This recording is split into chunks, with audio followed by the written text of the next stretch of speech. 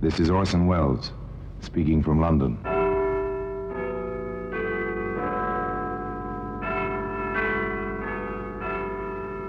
The Black Museum, a repository of death. Here in the grim stone structure on the Thames, which houses Scotland Yard, is a warehouse of homicide, where everyday objects, a piece of wire, a chemist's flask, a silver shilling, all are touched by murder.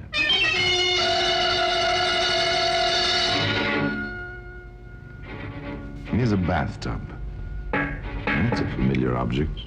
This is an old-fashioned one, a ball and claw-footed bathtub without plumbing connections. It's the kind our fathers and mothers knew about. Into this they poured the Saturday night water by hand. Some liked it cool. Others liked it hot. There we are, dear. Is that hot enough? If you think so, darling.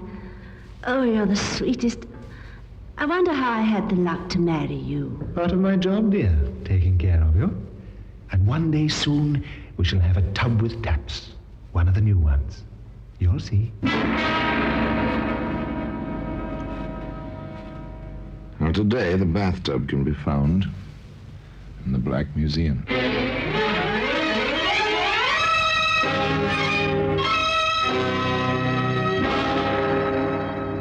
From the annals of the Criminal Investigation Department of the London Police, we bring you the dramatic stories of the crimes recorded by the objects in Scotland Yard's Gallery of Death, the Black Museum.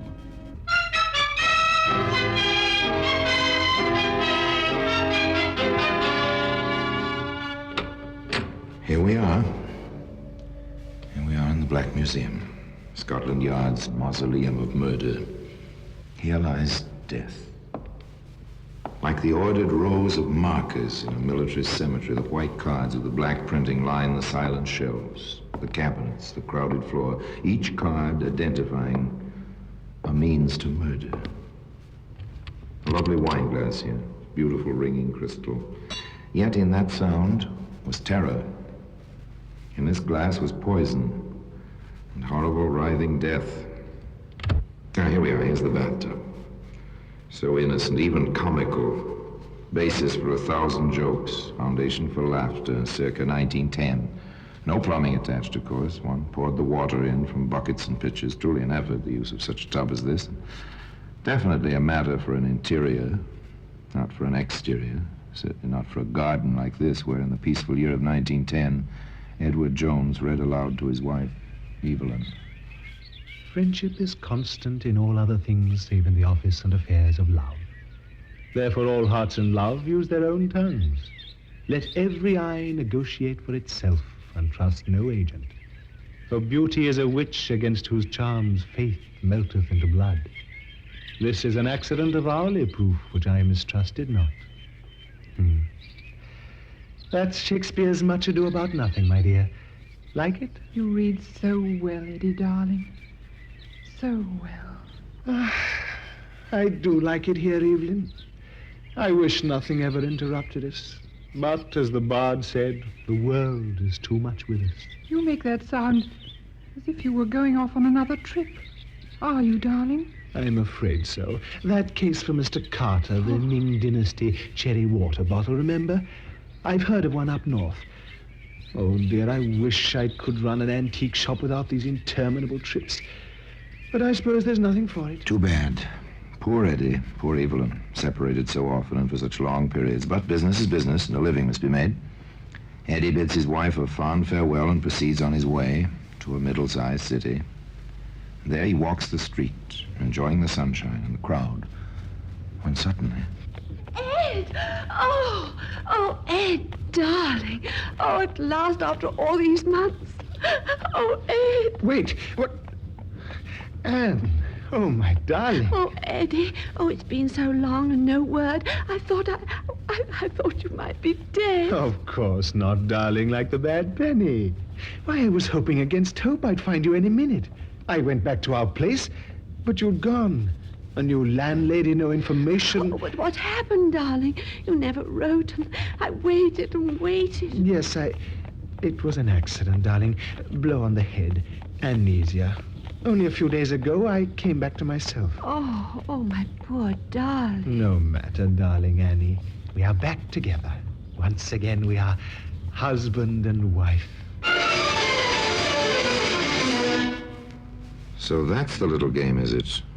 A wife in every city, is it? Well, now, Mr. Edward Jones, what's the idea?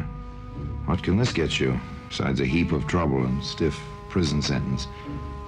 What can it get you? There we are, Anne, my dear. I've signed mine. Now you sign yours. You see? Ladies are first, except in getting off trolley cars or signing wills. Oh, Eddie, you are sweet. There we are. Now, heaven forbid anything happens to you, all you have is mine, and vice versa, if anything should happen to me. Heaven forbid, Anne, my dear. Well, apparently it can get you plenty. If your wife has plenty, and Anne was, well, decently off with an needy income from her father's estate, although she was not allowed to touch the principal. However, there was a proviso concerning her husband's rights. If and when. I'm horribly upset about it, Doctor. Here she is, apparently in perfect health. She has an awful fit, and all she remembers about it is a slight headache. She's my wife, Doctor. These things happen, Mr. Jameson, I can assure you. Oh. So Eddie Jones is Eddie Jemison hereabouts. Ah, it's interesting. Nothing. I found absolutely nothing physiologically wrong with Mrs. Jameson. She's in perfect physical health. Now then. But how can I be, Doctor, when I have these terrible fits? There are such things even we doctors don't know yet, my dear. Such as the reaction of the human mind to great stress. And you've been through such stress with Mr. Jameson missing so long. But what can we do about it, Dr. Margetson? Oh, just rest, relaxation, quiet, peace. Most important, relaxation. Now I'll prescribe a mild sedative each night before sleeping. So simple, so easy, so diabolical, and so considerate.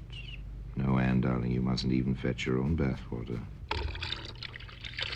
There we are, almost full, and nice and warm. Just right to relax in, just as the doctor ordered. Oh, Eddie, I don't know why you do all this for me. I don't do half as much for you. You do, darling, just by being. You know that, don't you? No, I say it 100 times a day. Eddie, you're sweet. All right, my dear. Now step in. I'll help you. Take care. The water may be hot, and the tub may be slippery. There we are, dear. That hot enough? If you think so, darling. Oh, you're the sweetest. Oh, I wonder how I had the luck to marry you. Part of my job, dear, taking care of you.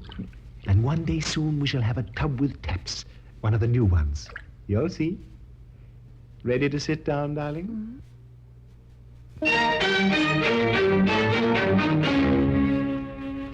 Quite a pair of lovebirds, Anne and Eddie Jemison Jones. No wonder the poor fellow could hardly contain himself some 30 minutes later.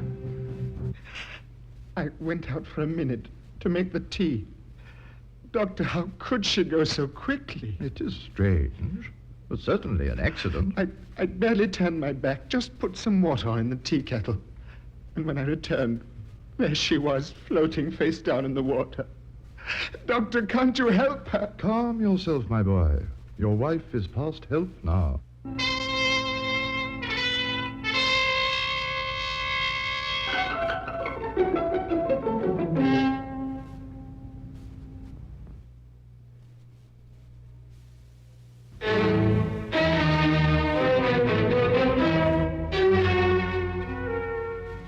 Such tragedy, such tears, and a will by which Eddie came into something over 800 pounds. In 1910, that was a fair amount of money. Enough for a man to live on with his wife for quite some time, while he read Shakespeare aloud in a quiet garden. Shall I compare thee to a summer's day? Thou art more lovely and more temperate. Rough winds do shake the darling buds of May, and summer's lease hath all too short a date. Evelyn, how you stand for me, all my absences. I hardly know. I suppose I love you, dear. You are nice. And you're a good provider. So until you come back, I'm always content to wait. Go on. Read some more, darling. Yes. Yes, of course. Nor shall death brag thou wanderest in his shade, when in eternal lines to time thou growest. So long as men can breathe or eyes can see, so long live. Nor shall death brag, the young man read aloud, but where were his thoughts? On his next trip? On the story he would invent? And which story? To which woman? His ever-faithful Evelyn, or young Libby, whom he took to wife some 2 months later? So this is the bride, Mr. Jameson. This is Mrs. Jameson. Isn't she lovely? Oh, Eddie, stop it. We're only married a few hours, and you're embarrassing me already. My deepest apologies, darling. Are our quarters ready? Oh, they certainly are. I'll let my boy help you with the bags. It's not every night we have a bride and groom in this house, you know. No, not every night. This promised to be eventful indeed, particularly if you knew Eddie Jameson Jones. Oh, Mrs. Grundy. Yes, Mr. Jameson? I hate to bother you, but could we have enough hot water for a warm bath? My wife hasn't been well. Some kind of spell, almost a fit. Took her to a doctor yesterday. Oh, dear. And so young she is. Nothing serious, just needs relaxation. That's what the doctor said. She insisted on going through with the wedding, even though I thought it might be better to postpone it. So a good warm bath. Nothing quite so relaxing, is there? I'll set the fire going right away. You shall have all... Ah, yes. Aria da capo. Repeat the theme, this time with a variation. And the variation was a bag of tomatoes.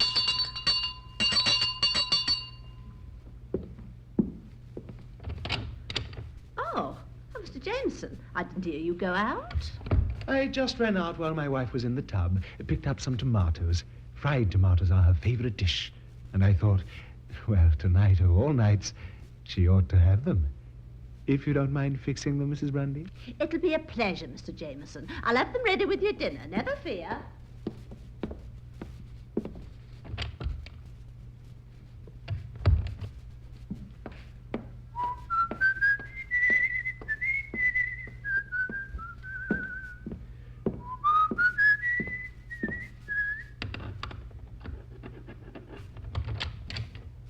It's me, Libby, darling. I'm back. Libby! Libby, are you there?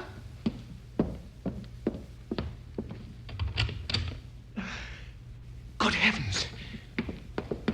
Mrs. Grundy, help! My wife! My wife is floating face down in the tub. She's dead! My wife is dead! And today, you can see that same bathtub in the Black Museum.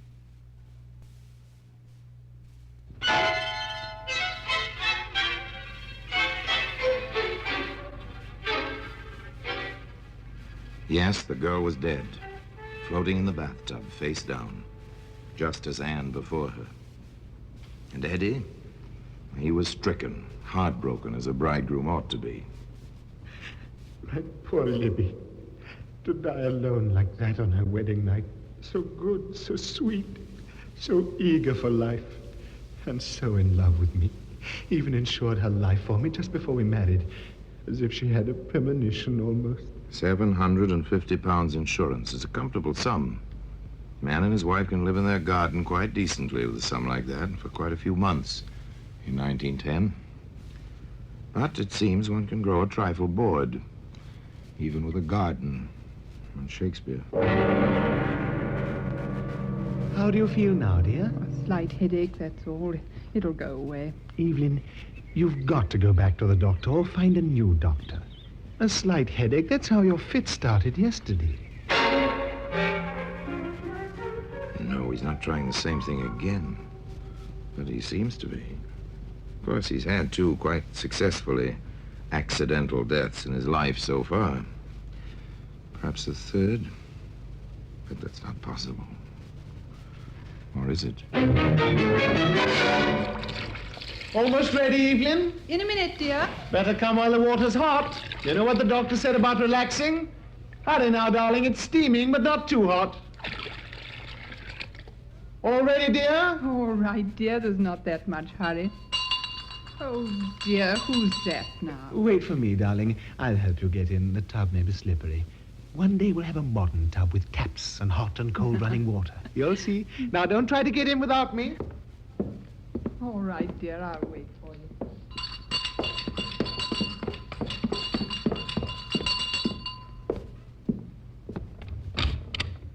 Yes, Are you Edward Jones? I am. We're police officers from Scotland Yard. We have a warrant for your arrest. The charge is murder. I must warn you that anything you say may be taken down in writing and used in evidence. Please come quietly. No, Evelyn Jones never took that bath. She never had another fit, either. Though she sat in the courtroom for the entire trial. The trial of the Crown versus Edward Jones, also known as Edward Jemison.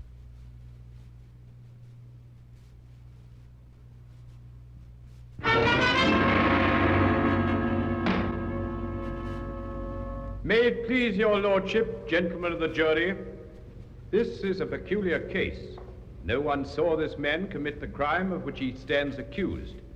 Yet every circumstance, every bit of evidence points to the fact that this man stands justly accused and deserves proper punishment. Now, in the course of this trial, you will hear many things about love, about coincidence, about accidental... Oh, yes, they heard many things, that jury, sitting so stiff and serious-minded in its box. Not the least was the opening of the famous defense counsel who held the brief for Edward Jones, also known as Jemison.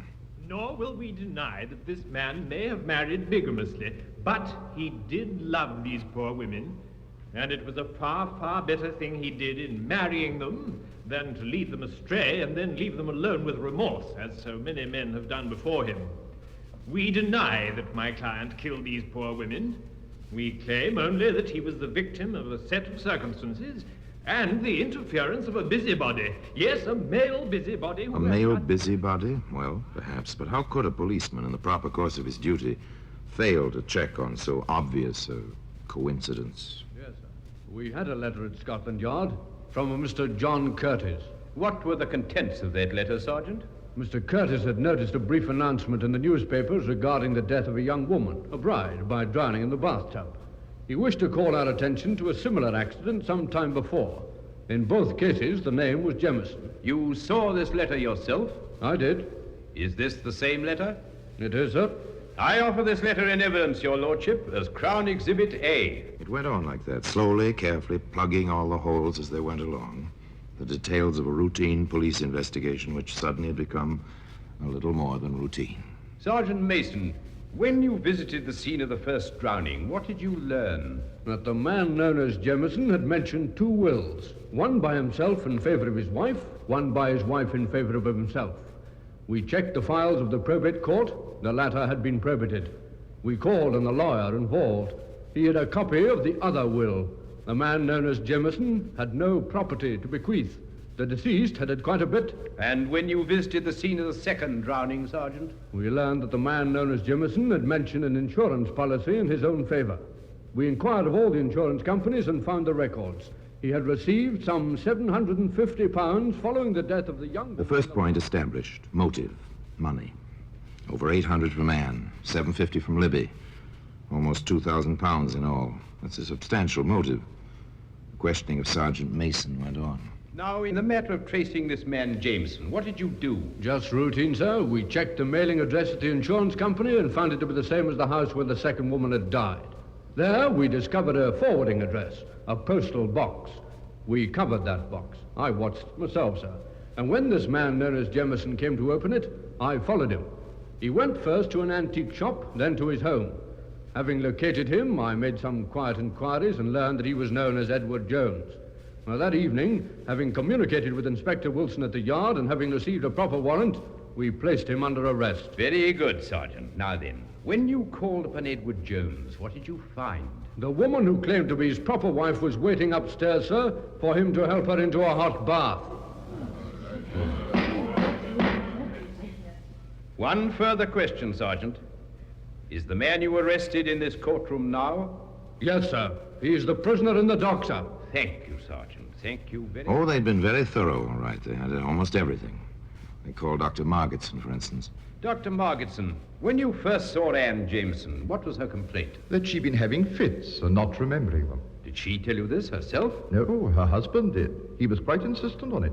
Did you find any symptoms of illness, sir? I examined the woman very thoroughly. I found nothing. But that situation is not uncommon in certain types of epilepsy. Now then, Doctor, when you were called to the house on the evening of June the 3rd last, what did you find? The woman I had examined was floating face down in the warm bath and quite dead. The husband was extremely hysterical. I treated him for shock. Did you sign this death certificate? Yes, that's my signature. What is certified as the cause of death? Accidental drowning. We offer this certificate in evidence as Crown... They had the landlady who knew Libby Jemison, too. She testified, simply. Oh, yes, sir. He moaned about the insurance policy. Cried all night, he did. Bit by bit, piece by piece, motive, opportunity, proof of death by drowning, medical evidence. But one great piece of the puzzle remained, as the distinguished counsel for the defense asked. Where, my lord, is the proof that these two regrettable deaths were anything more than coincidental accidents?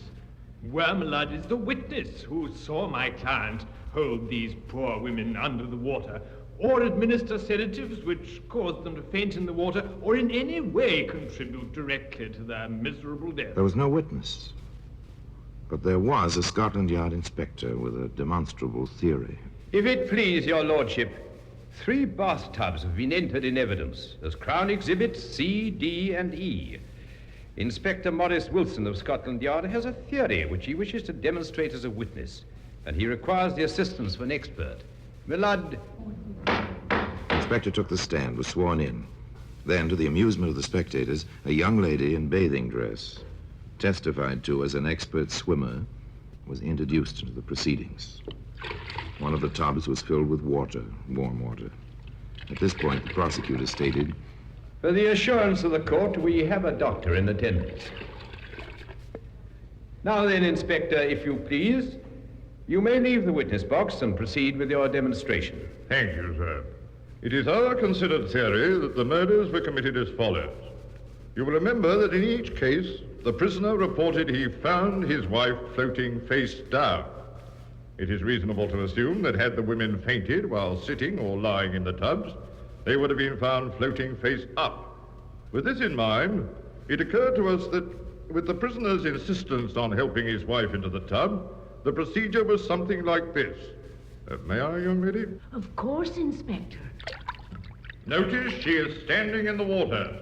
Now, prepare to sit down, please. Observe that she bends forward, grasps the side of the bathtub. I seize her ankles thus, and she falls forward on her face. Doctor, please, Inspector, get her out of that tub. The girl's unconscious. Get her out before her lungs fill and she drowns. Some hours later, the jury reported. We have reached a verdict, my lord. We find the prisoner guilty of willful and premeditated murder. Well, that same bathtub is where you'd expect to find it today. In the Black Museum.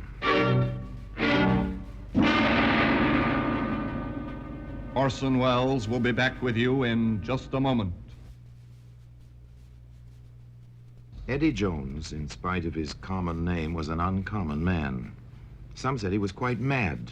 His own defense counsel stated later that when Eddie looked at him with his piercing stare, he felt as if the prisoner were trying to hypnotize him. This, of course, we'll never know. We can only wonder if those poor women were truly hypnotized by Eddie's eyes or merely by his charm and personality. In any case, one woman did not succumb to that charm for long. She was Eddie's real wife, the predecessor of Evelyn. This woman was swindled by Eddie, but found him out and sent him to prison for 2 years. Eddie swore to kill her. She fled to Canada when Eddie left prison that time. But she came back to England and was in the court the day Eddie Jones was sentenced to hang. And now, until we meet next time, till we meet in the same place and I tell you another story about the Black Museum, I remain, as always, Obediently yours.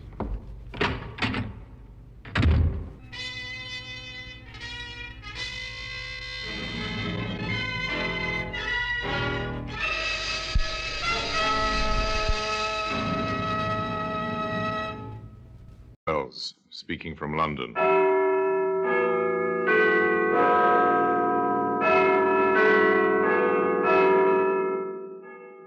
The Black Museum, it's a repository of death. Here in the grimy stone structure on the Thames, which houses Scotland Yard, is a warehouse of homicide, where everyday objects, a phonograph record, a postcard, a color photograph, a simple statuette, all are touched by murder.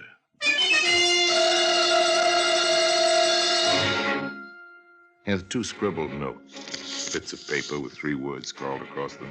Slogan known around the world, a slogan you recognize. Words created in the kind of lonely fun men far from home, men at war, have enjoyed through all of history. What's it mean, Inspector? It would be nice to know, Sergeant. I suspect that if we did know, we'd have the answer to this nasty business. Well, this killer, sir, it's possible he's an American. That phrase was American, sir, all through the war. Kilroy was here. Kilroy was here.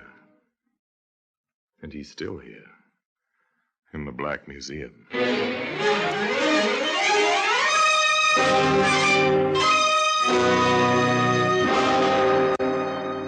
From the annals of the Criminal Investigation Department of the London Police, we bring you the dramatic stories of the crimes recorded by the objects in Scotland Yard's Gallery of Death, the Black Museum.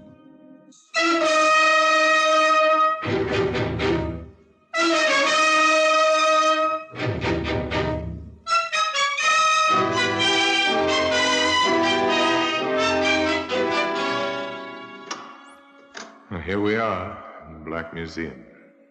Scotland Yard's Museum of Murder. Here's a typewriter. Your secretary uses one. Perhaps your son or daughter write their school essays on a machine like this. This one is used to write a letter. That letter brought a woman to an address and death to the author of that letter. Here are the notes. Scrawled on lined paper such as children use, children who are just learning to write. And a photograph showing the same 3 words scratched on a wooden surface. 3 times 3 was a number in witchcraft in ancient times. 3 times 3 words were written. This wasn't witchcraft, merely murder. Began for Inspector Liggett and Sergeant Porter in the usual manner. The telephone rang in the inspector's office at the yard. Inspector Liggett here. Sergeant Garth, 11th District Metropolitan Police, sir. We're at the Royal Roost, sir. Private supper club, 15 Marley Court. The proprietor, Matt Bolton, has been shot and killed, Inspector. Very well, we'll be right along. Well, so Matt Bolton has finally departed this earth, Porter. In the expected manner? In the expected manner. You wouldn't know Matt Bolton. 99 chances out of 100 you never heard of him. But enough people had heard of him to net Matt Bolton a neat 6-figure income from various protective associations and entertainment enterprises, such as the Royal Roost, one of those small private supper clubs, manages to keep its license by operating just within the law. The club was easy to find. In place of a neon sign, there was a police constable at the door. Yeah, looks like it's this way, I think.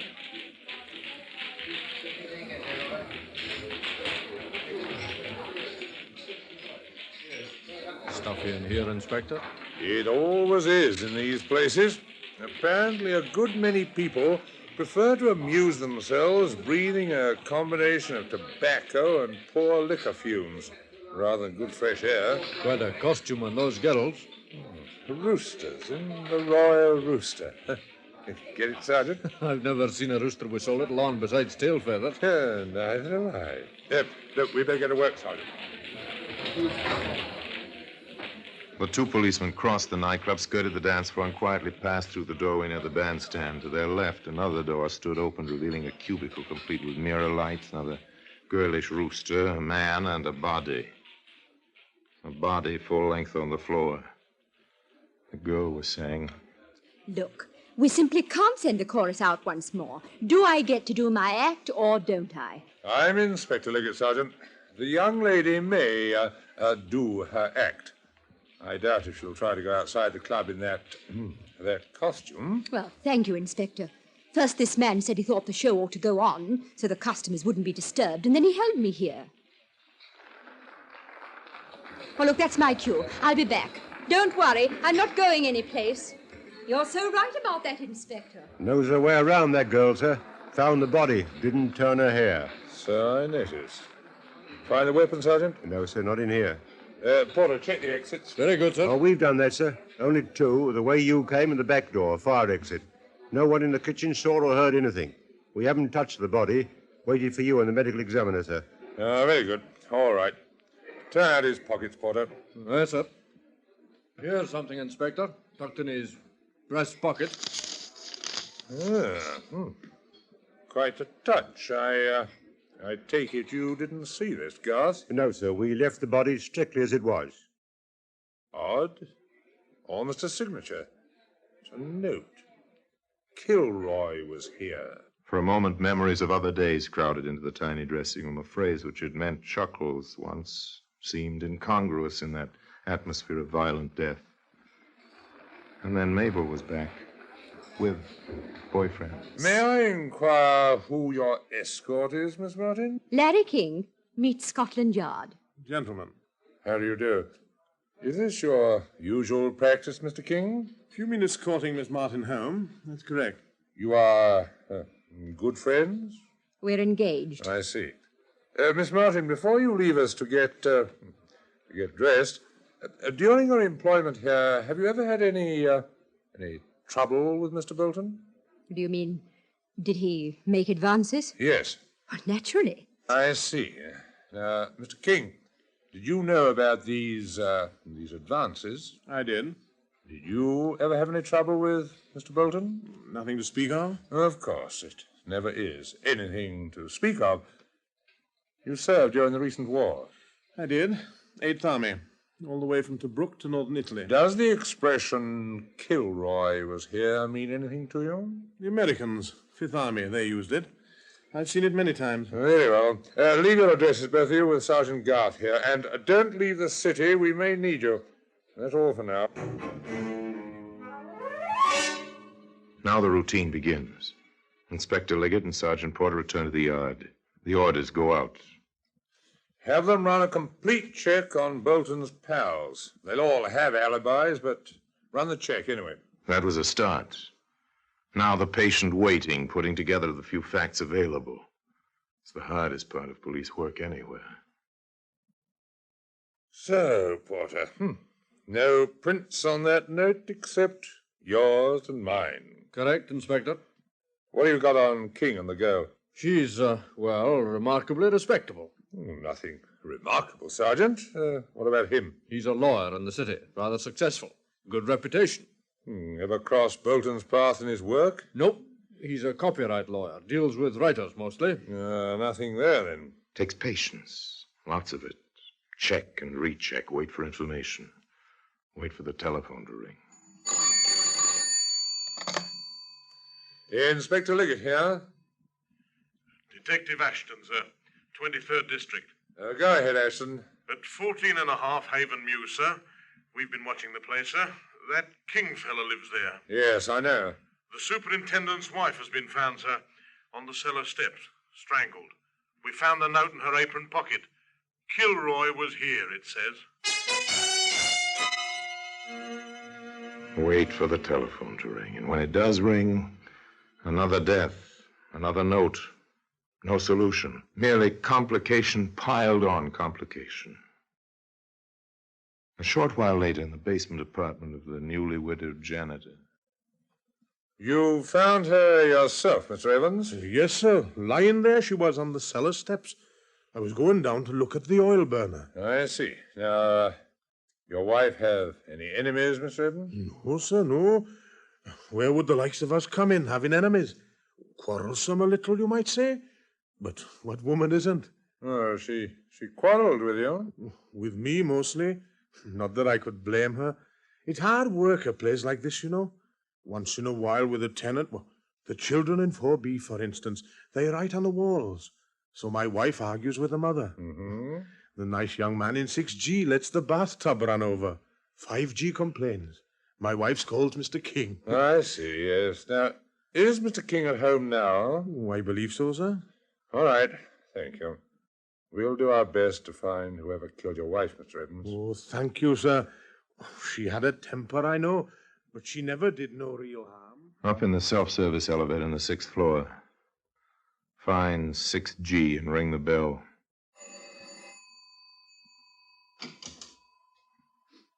Have it opened, not by Larry King, but by Mabel Martin, far more fully dressed than the last time the inspector saw her. Well, Miss Martin, collected the insurance yet? Cut it out, Inspector. I don't have to stand for that sort of thing. In fact, I could ask you for a warrant before I let you in here. But you won't, will you, Mr. King? Ask your questions. They're about Mrs. Evans, I assume. Oh, Larry, please. Don't worry, darling. Ask your questions, Inspector. You quarreled with Mrs. Evans. I did. I wanted my bathtub fixed. The drain was backing up. She told me to go to fix it myself, that's all. You're sure that was all? Murder seems to have a way of happening in your vicinity, King. Is that an accusation? What's all this to do with Matt Bolton? I don't know. But there is a link. Quite a clear link, Miss Martin. You see, on Mrs. Evans, we found a bit of paper, and on it was scrawled, Kilroy was here. Any ideas on that, ex-soldier, now Solicitor King? Solicitor King had nothing to say. His puzzlement, his lack of knowledge seemed honest enough. Inspector Liggett drew no conclusions. He waited. The routine continued. The reports came in. The Martin Kettle is a new job. Same type of club. I've seen the act, Inspector. Same songs, more clothes. Nothing on Bolton's cronies. Every one of them has an alibi. Yes. King seems to follow a set routine, Inspector. To the office, back home, dinner, then calls for the girl. Even eats his lunch at the same time every day in the same restaurant. Nothing much to go on there, just a time of waiting. A week passed. Telephone rang once again. Inspector Liggett here. Detective Ashton, sir. We've another one for you. What? Yes, sir. A butcher this time. Name of Andrews. 2 blocks from the apartment house where King lives. Head bashed in with his own mallet. Scratched on the chopping block with one of his own knives is the same old message, sir. Kilroy was here. Kilroy was here. Familiar words with a smile in their words to remember fondly. 3 times they appear. On a butcher's block, on scraps of paper, and today they can be seen in the Black Museum.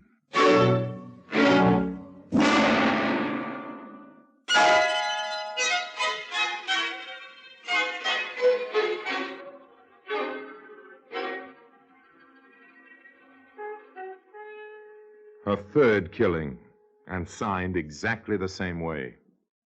Kilroy was here. More, this murder had taken place within a few blocks of 14.5 Haven Mews, where Larry King lived. The same young man who was the secret fiancé of the singer, and whose dressing room the first body had been found. The same young man who lived in the house where the janitor's wife had been strangled. Inspector Liggett lost no time reaching the scene of the latest crime.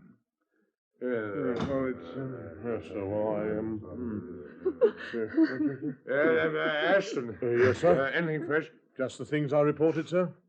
There's the mallet, the weapon. Yeah. The message was scratched with this knife. Any prints? The laboratory crew are trying to raise some. Nothing yet. Very well. Who's the woman? The widow. Mrs. Andrews, I really dislike bothering you with questions at this time, but you understand that speed may be the essence now. Yes. Yes, of course, Inspector. I understand that it was you who found your husband. Yes. I stopped here to get some money for a dress. It'll have to be a black one now. Did you always come to him for that kind of money? Well, Jim had his ways. He was considerably older than I am. He seemed just strong when we first married. Well, later he was... Well, it changed to domineering. I understand, but now look, just a few more questions, please. Does the phrase on the chopping block mean anything to you? Kilroy was here? No. No, it's just a... Well, I think I heard it on the radio once or twice. From the way you described your husband, I'd say he was rather, well, positive. A mild way of putting it. Positive. Domineering, a man who brooked no argument. As the questions went on, the picture became more clear of a large, almost brutish man who covered his deficiencies with bluster and bullying. Finally... Just one more point, Mrs. Andrews. Did your husband ever argue with his customers? I mean, did he make any enemies among them? Well, some. Only over little things. Can you give me a specific instance? Well, last week. Mm-hmm. Yes, it was last week. A nice young man said Jim was overcharging him. They had words. The man, his name is Larry King, from the apartment house on Haven Mews, he swore he'd never buy here again. I see. Have I helped, Inspector? You may have. Just a little time will tell, I suspect. Just a little time.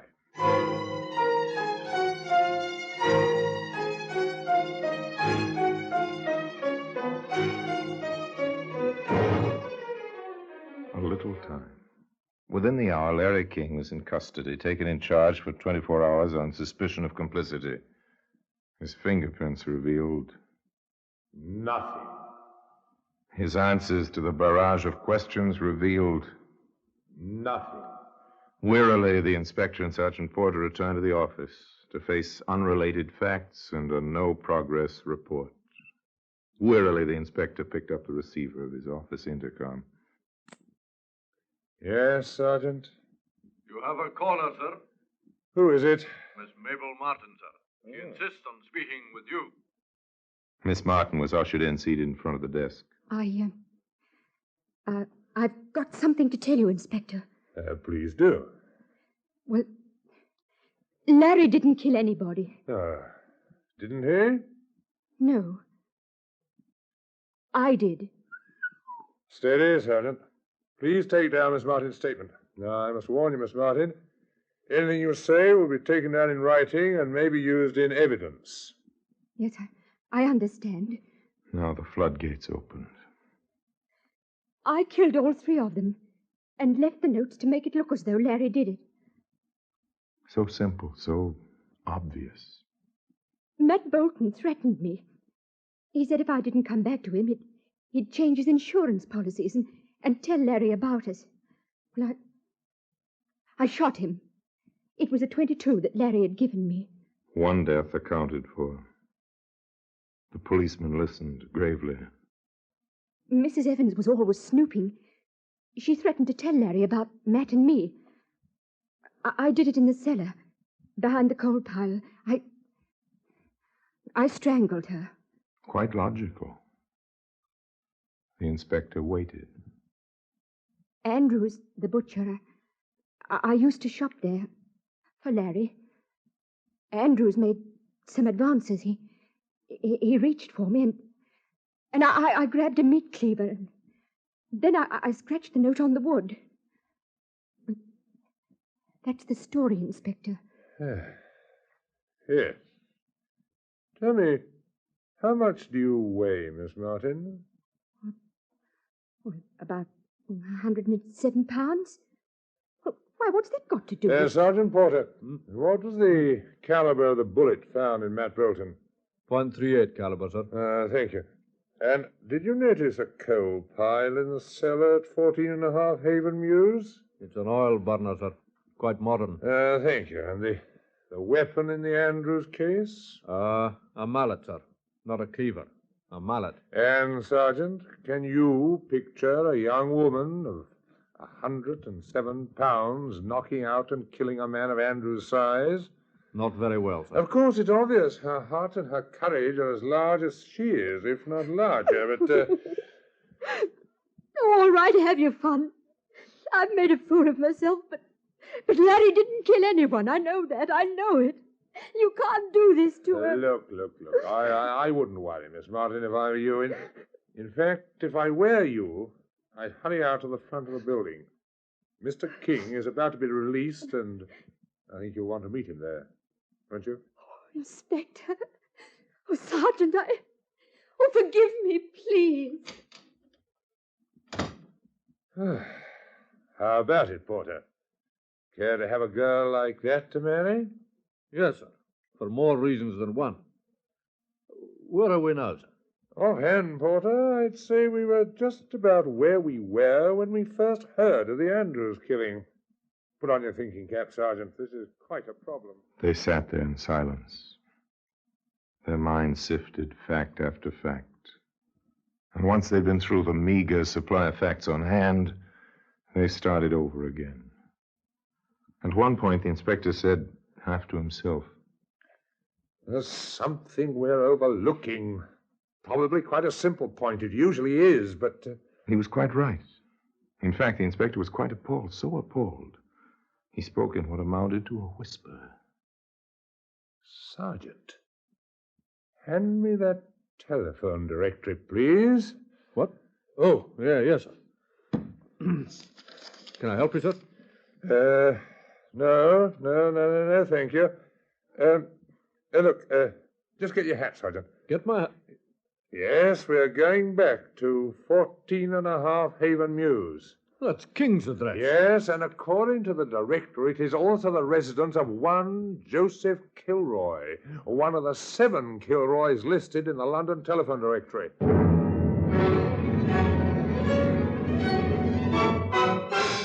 Doesn't take long from Scotland Yard to Haven Mews, not when you travel by police car with a siren going. It doesn't take long to race upstairs to a third-floor apartment, ring the doorbell.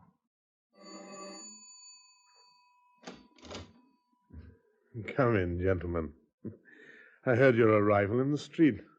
What took you so long, gentlemen? Oh, really, now. Mr. Kilroy, I must warn you, anything you say... Oh, that's all right. I understand. Don't mind in the least. Well, I'll be...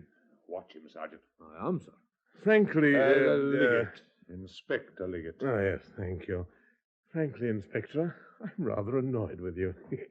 Here I go to all the trouble of killing a man so that nice young fellow in 6G could marry that cute little baggage he's going with. And you arrest him instead of me. I see. I'm sorry about that, too. So you killed Bolton? Saw him one night treating the girl really nastily in front of this house. If I may ask, why the woman? Oh, she was a nagger. Really annoying. And after I killed one, it struck me I couldn't be hanged more than once. So I might as well do old Evans, too. Thoughtful of you, Mr. Kilroy. That butcher was a private matter, though. He kicked a dog once. I saw him.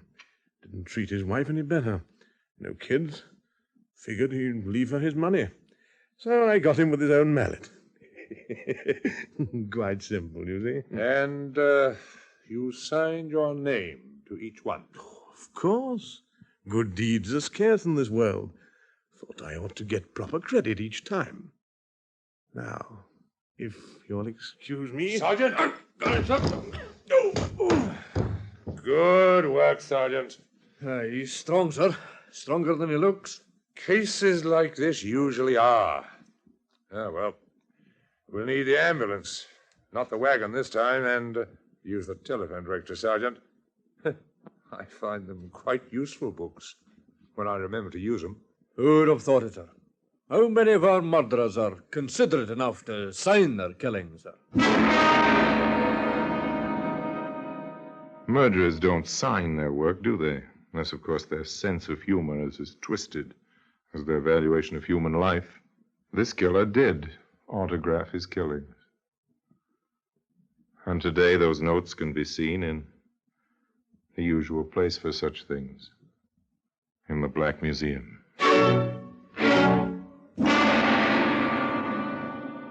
Orson Welles will be back with you in just a moment. Joe Kilroy was insane, of course, by every normal standard. Insane enough, certainly, to sign his name to 3 murders. And by every normal standard, the gentlemen of Scotland Yard acted correctly within the rules of their profession in tracing every possible motivation, every possible suspect, before they came to the obvious solution. After all, it is logical that when men spend their lives dealing with the deliberately obscured, they can actually fail to notice the openly obvious. Now the notes remain in their usual place, in Scotland Yard in the Black Museum. Until we meet again in this same place for another story about the Black Museum, I remain, as always, obediently yours.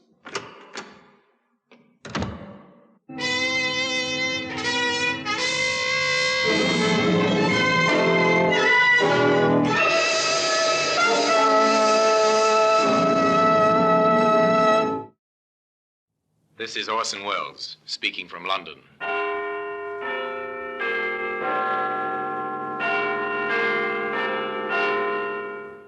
Here in the grim stone structure on the Thames, which houses Scotland Yard, is a warehouse of souvenirs, where everyday objects, a candlestick, a china doll, a broom, all are touched by murder.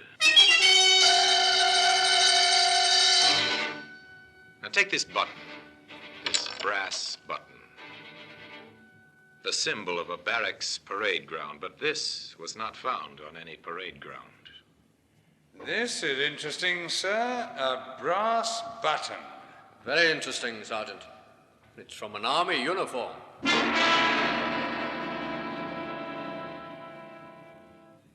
Today, that button can be seen in the Black Museum.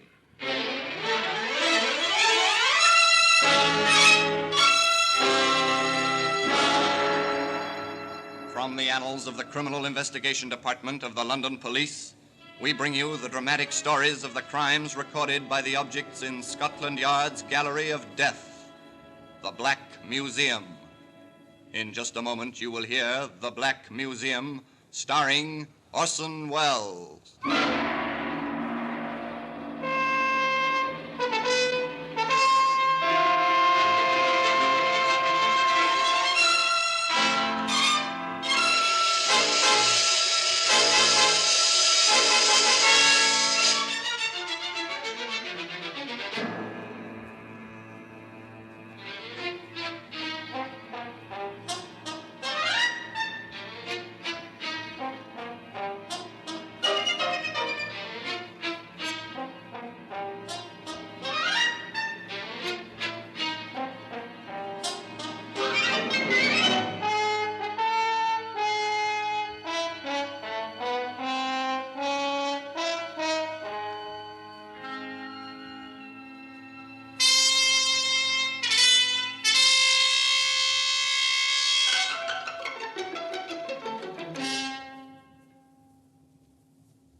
Now, The Black Museum, starring Orson Welles.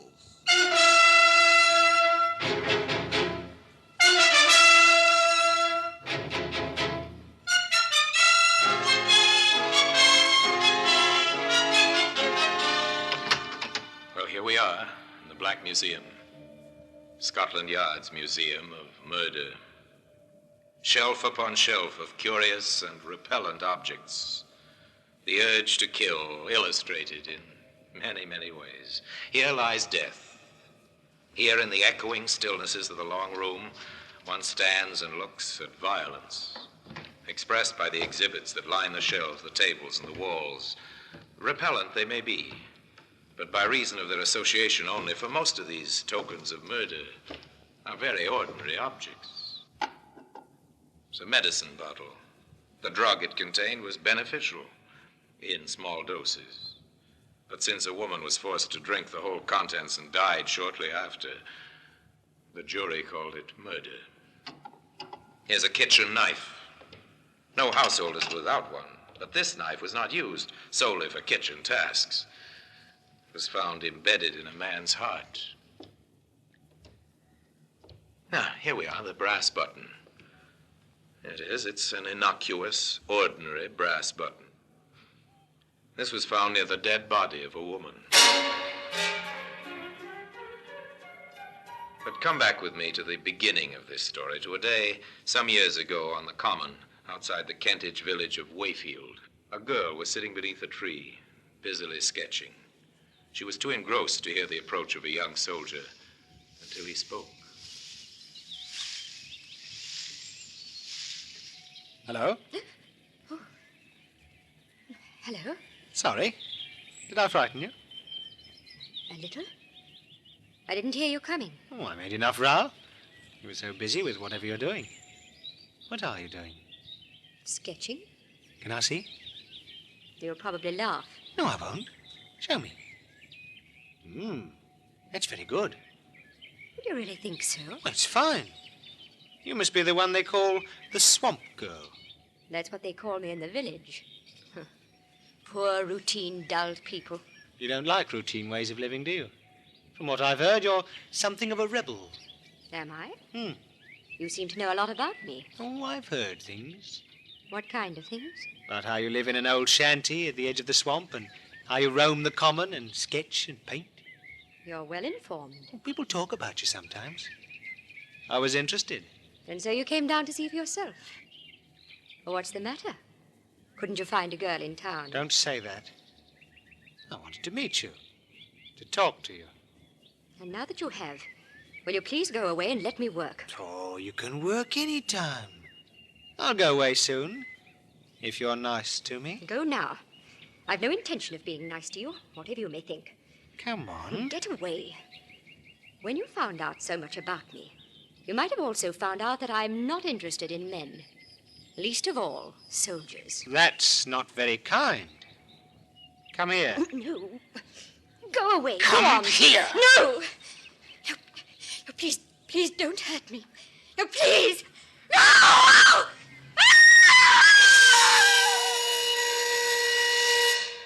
A woman screamed and cried for help on the Wayfield Common, but there was no one within a mile to hear her screams. 2 days later, in the post office at Wayfield, a letter was returned by the postmistress. Mrs. Riley? Yes, Jimmy? That registered letter you sent me out with, there was nobody about to sign for it. Wasn't the swamp girl at home? No, Mum. I called out Miss Morgan, but there wasn't any answer. All right. You can deliver it tomorrow. Yes, Mum. Her name was Jeanette Morgan, but people of the town called her the Swamp Girl because of her vagrant, strange way of living. The next day, Jimmy, the postal messenger, rode out on his bike to deliver the registered letter, but once again, the Swamp Girl was not at home. Then, on the way back, taking a shortcut, Jimmy found her. Miss Morgan! Jimmy saw only her legs at first protruding from a bush, which had been meant to hide her. At first, he thought she was asleep. But he didn't think so for long. She's dead! I've got to get the police!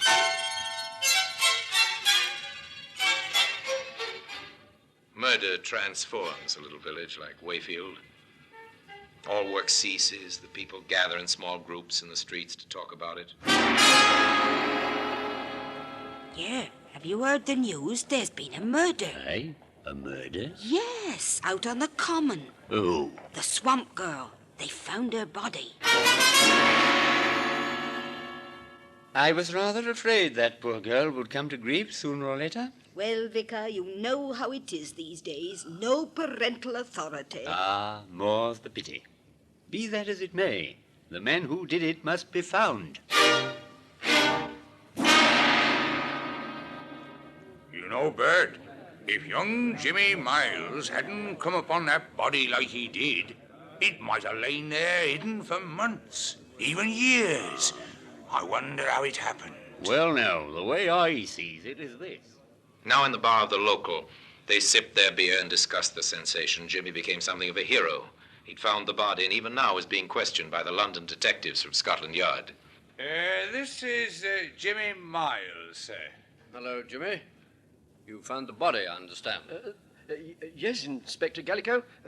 Was she really murdered, sir? Well, that's what we must find out. And you can help us. Oh, really? How? I believe you rode out to her shanty at the edge of the swamp to deliver a registered letter to Miss Morgan. Yes, that's right, sir. She used to get a registered letter every month. I always took 'em out. And she had to sign for them, of course. Oh, yes. Then you got to know her, I suppose? Well, don't tell the postmistress, but sometimes I did stay and talk for a while. Uh-huh.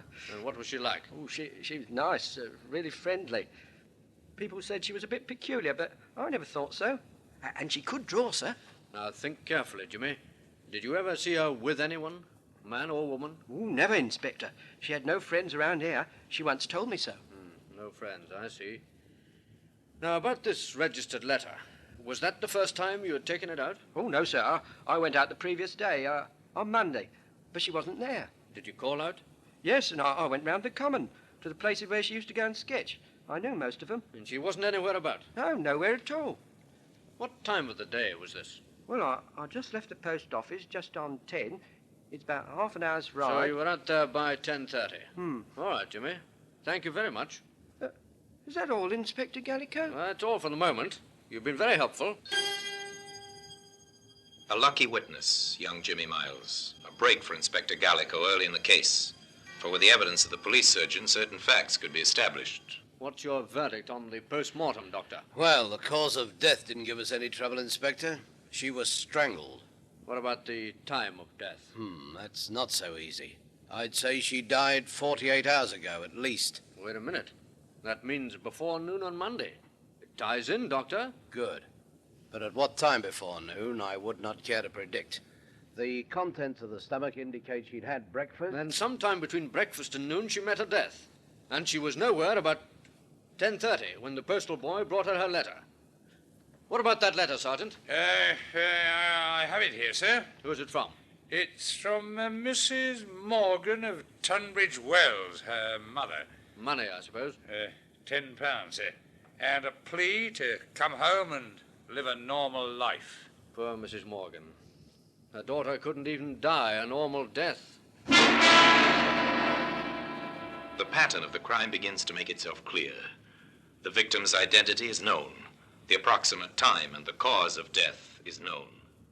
Now the hunt will begin for the killer. Here is a police message. The body of a woman named Jeanette Morgan has been discovered on Wayfield Common. Evidence suggests that she met her death by strangulation sometime before noon on October the 19th. Any person who was in the vicinity of Wayfield Common on that day, or can give any information, should communicate with the nearest police station in order to assist in the search for the murderer. And in this, the police will be aided by a brass button. That same brass button that today can be found in the Black Museum. In just a moment, we will continue with The Black Museum, starring Orson Welles.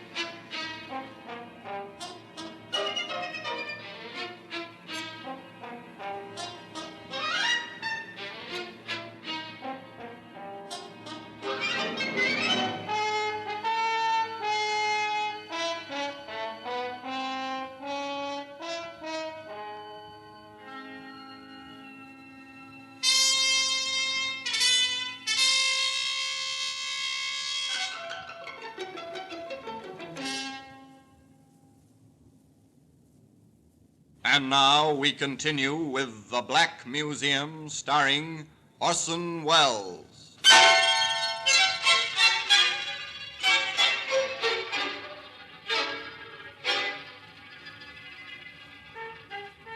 To a small cottage in Tunbridge Wells now go the detectives from Scotland Yard. To a house with the blinds drawn where a thin, bitter woman answers their questions in a strangely lifeless voice. Yes, I knew. I knew it was Jeanette when I saw the newspapers. Why didn't you get in touch with us, Mom? I knew you'd get in touch with me if you wanted me. Besides, what business is it of mine? But she was your daughter. Was she? Jeanette's younger sister lives here with me. Works at a shop nearby. She's my daughter. Yes, I see what you mean. I warned her. I told her it had come to no good end, living that strange and unnatural kind of way. Mrs. Morgan, we won't trouble you any longer, but could you tell us, did your daughter have any close men friends? Men friends? Yes. Jeanette? I wish she had. But a boyfriend would have been too ordinary for her. She had to be different. She had to be the swamp girl. I'm sorry. Why did it have to happen to her? To me? Why? Why?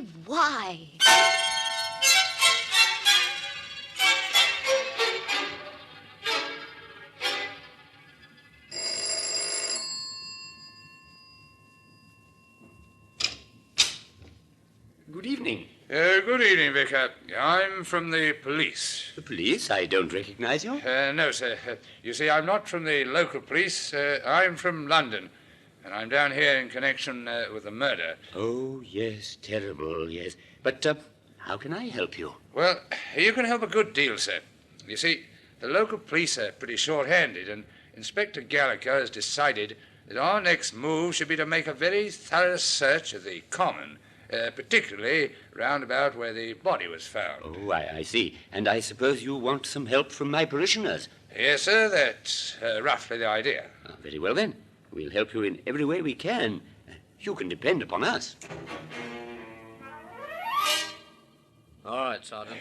Let's get on with the search. Very good, sir. You take Smart and work in from the road. All right, I'll sir. take Rogers and work in from the field side. I'll meet you by the ditch. Yes, that'll be all right, sir.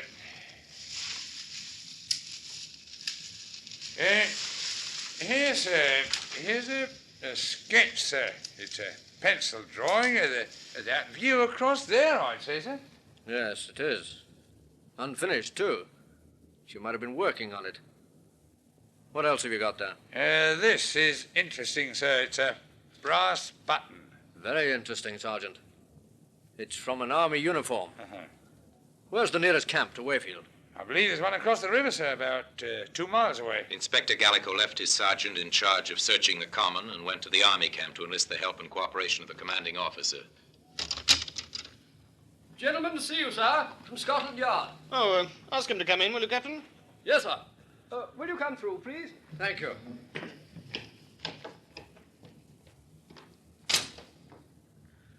Major Curtis, I'm Inspector Gallico from Scotland Yard. How do you do, Inspector? Sit down, won't you? Well, now, how can I help you, Inspector? I'm here to investigate the murder of Jeanette Morgan. Oh, the Swamp Girl mystery. Yes. Yes, tragic business. Major, not far from where the body was left, we found this. An army button. That's why I'm here. I see. Well, I'd be glad to assist in any way I can, but permit me to hope that it wasn't any one of my men. How many men are there in camp here, Major? Well, at the present time, our unit's strength is 120. We're an engineer section, as you may know. 120 men, huh? Mm-hmm. I wondered if any of them has a button missing from his tunic. Well, if you wish, I'll order an immediate inspection. Not yet, sir. You can assist me in another way first. Oh? How, Inspector? Well, I want a list of all those absent from camp on Monday morning. Oh, that should be easy. There's no leave on any week morning. If anyone was away from camp, it must have been for a special reason. Anyone at all, between the hours of 7 in the morning and 1 o'clock. Well, the adjutant can help us there. I'll get him to make out a list of all those away from camp on Monday morning immediately. The commanding officer was away a short time, and on his return, he brought with him a piece of paper containing a list of names. He gave it to the London detective.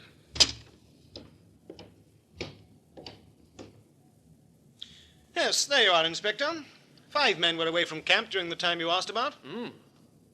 Sergeant Willis, A Company. Yes, he's our caterer at the present time. We're understaffed, of course. Sergeant Willis and Private Fields were in town with a provision truck. They were together? Yes, we could always check that with one or the other.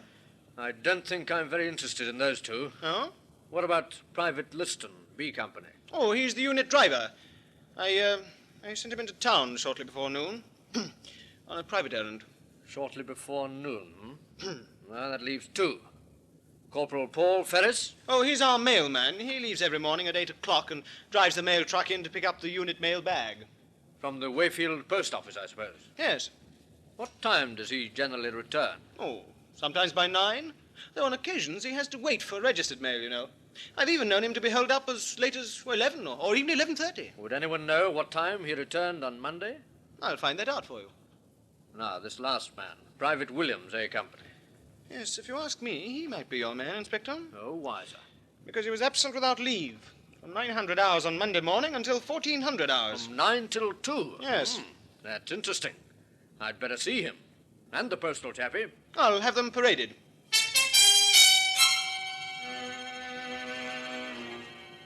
Corporal Ferris, Private Williams, this is Inspector Gallico from Scotland Yard. He has some questions to ask you both. Thank you, sir. Corporal Ferris, we'll take you first. Yes, Inspector. What time did you leave camp last Monday morning on your mail run? At 800 hours, sir. And what time did you return?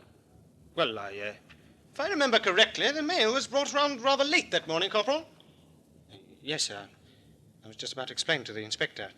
I had to wait for several registered letters. What time did you actually return? Shortly before 1100 hours, sir. Thank you, Corporal. Now, Private Williams. You were absent without leave throughout Monday morning. Yes, sir. Are you able to give a satisfactory account of your whereabouts? I'd prefer not to, sir. Private Williams has consistently refused any explanation of his conduct, Inspector. Oh, that's rather unwise, Williams.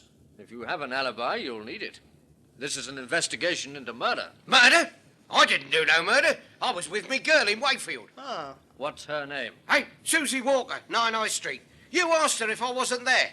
Oh, I didn't want to get her into any trouble, you understand, that's all. But murder? Oh, I don't know nothing about the girl who was killed. Honest, I don't. Well, we'll check your statement, Williams. I've finished with them now, sir. Corporal Ferris, Private Williams, dismiss. Inspector Gallico drove into Wayfield to number 9 High Street.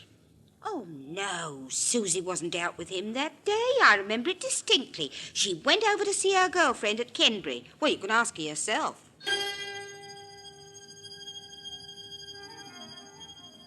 Susie Walker was a small, frightened girl, the counterpart of Private Williams.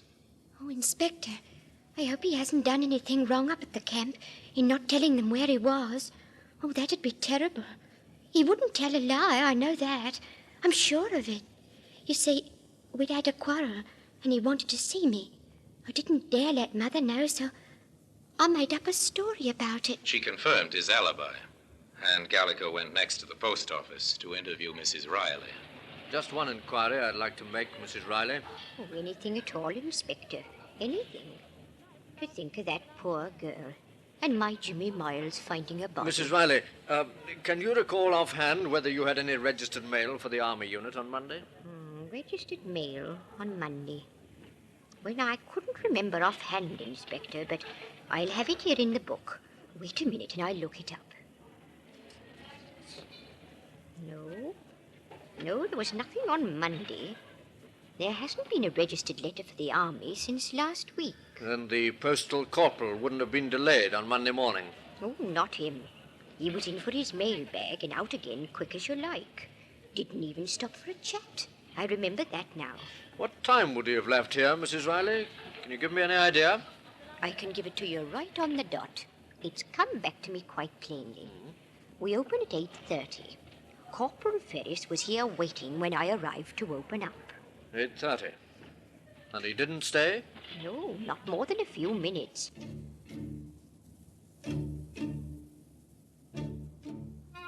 The inspector picked up Sergeant Worthington, and together they drove back to the Army camp. A few orders from the commanding officer, and Corporal Ferris was paraded once more, and his gear searched. At the bottom of his kit bag, they found what they were looking for. Here we are, sir. A battle jacket with one button missing. And it matches, Sergeant. Ferris, what have you got to say about this? Crazy, sir. I don't know anything about it. She was sketching, wasn't she, Ferris? She drew a pencil drawing of you, isn't that so? You're bluffing. She didn't do any drawing of me. It was a landscape scene. A landscape scene, yes, so it was. And that fact has never been mentioned in any of the papers. Only the sergeant and I knew that, Ferris. And the killer. Paul Ferris was taken into custody and charged with the murder of Jeanette Morgan, the swamp girl.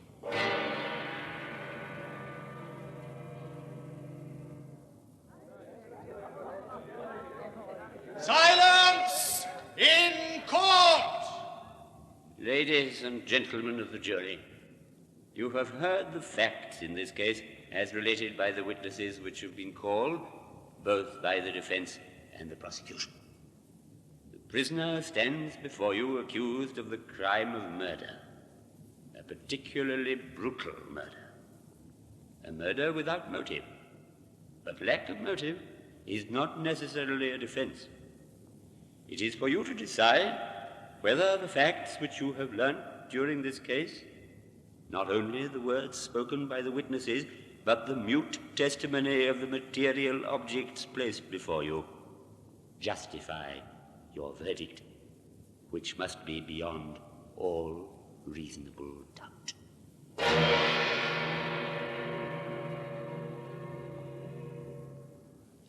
The brass button and a slip of the tongue led to his downfall. Today, that brass button occupies a place of honor in the Black Museum.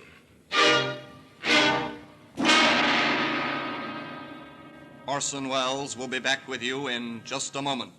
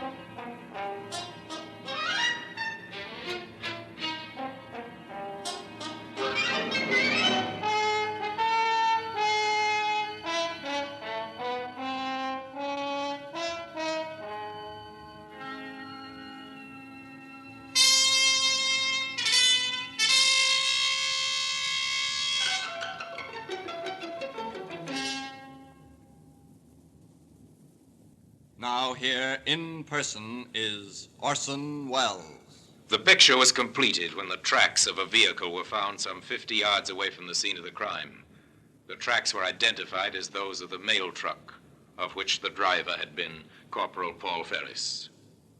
The defense did their utmost to prove insanity, but the jury were in little doubt that the man was sane, and that his advances repulsed, he'd strangled the swamp girl to death. They took 17 minutes to find him guilty, and the brass button which had led to his arrest was Exhibit A on the courtroom table, from where at the end of the trial and the pronouncement of the inevitable death sentence, it was taken to its present resting place in the Black Museum. And now, until we meet next time in the same place and I tell you another story about the Black Museum, I remain, as always, obediently yours.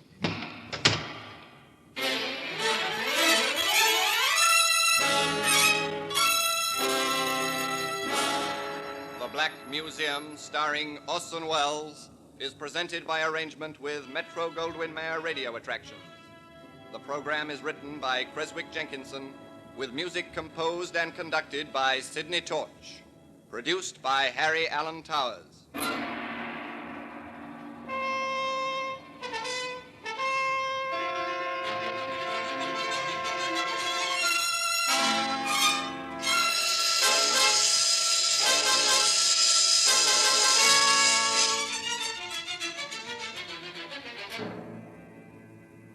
Welles, speaking from London.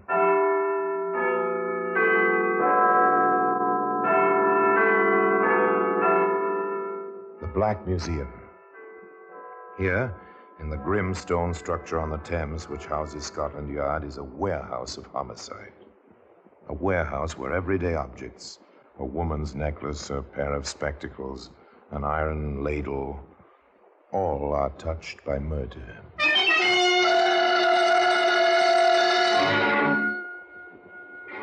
These small white boxes, they're familiar objects. They might have contained sleeping pills or a mild sedative or just aspirin. But no, they contained arsenic. Comparatively tasteless, isn't it, Inspector? Yes, sir. The murderer counted on that. Obviously. Nasty way to die. And the boxes, they look so, well, innocent. Today, those white boxes can be seen in a place of special honor. in the Black Museum.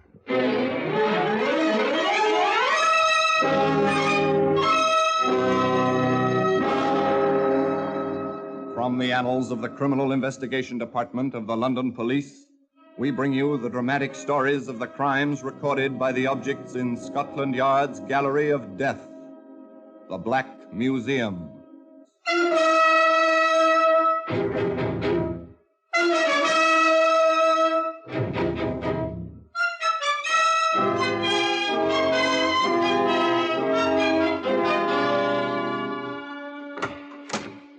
Here we are, the Black Museum, Scotland Yard's mausoleum of murder. It takes curiosity and perhaps a little courage to wander through this long, ghostly room. All around, arranged so very neatly, is the evidence of man's rages, of woman's cruelty, of the rogue beast who lies waiting just beneath the veneer of civilization, waiting to kill. Yes, here lies death. Here death seems deliberate, murder almost moderate.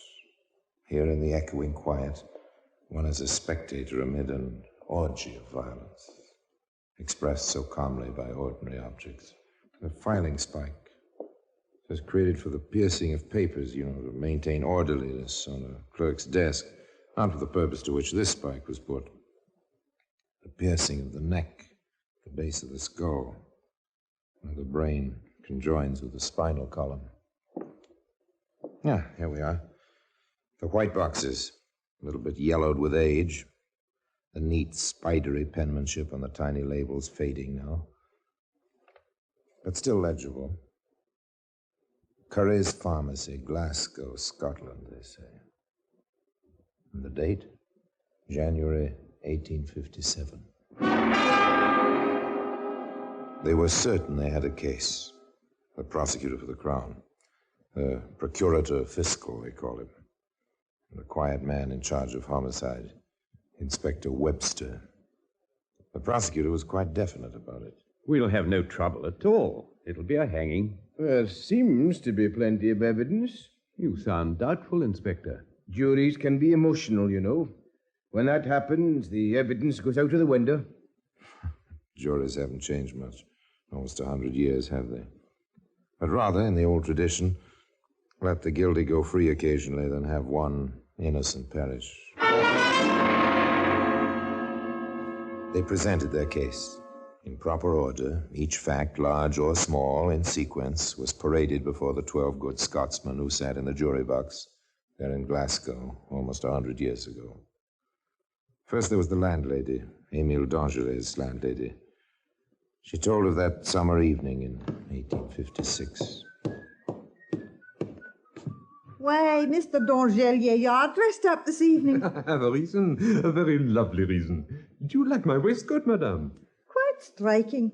You ought to catch the lady's eye. I trust it will. Do just that, madame. How do you do it? Dress the fashionable on your salary, Mr. Dangelier. Ah, that is something I have learned from the frugal Scots, madame. I have indeed. You will excuse me. I must catch the steamer to Rowalin and a garden by moonlight. A happy little man, that summer's evening, Émile Dangelet. A happy, strutting little man in his new waistcoat, his well-pressed jacket, his smart hat. On the way to the quay to board the side-wheel steamer, he met his friend, Robert Dougal. Mr. Dougal was a witness, too. His story was just as simple. Emile, how are you? As if I needed to ask. You are the sport this evening. Thank you, Robert. You look well yourself. Don't tell me if you don't want to, but I'll wager you have a rendezvous. I do. And you introduced us. With Madeline?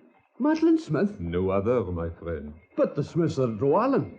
Then you've met the family? Not yet, Robert, but very soon. Tonight, just Madeleine. How long after tonight shall I have to wait for the family to accept me?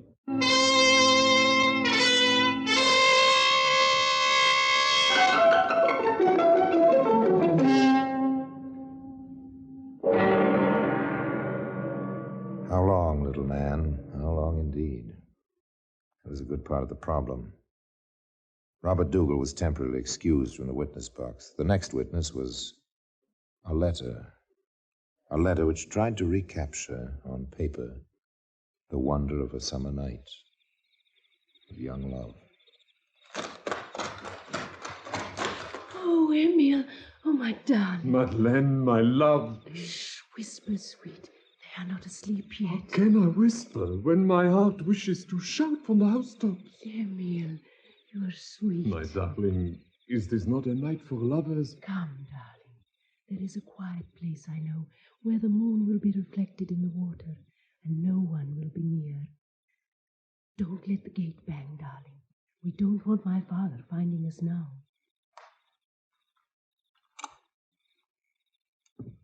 A garden gate shut softly, and footsteps, a man and a woman, fade away into the sounds of the night.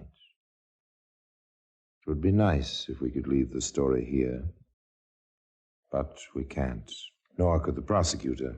There were more letters, many, many more, written by both young people.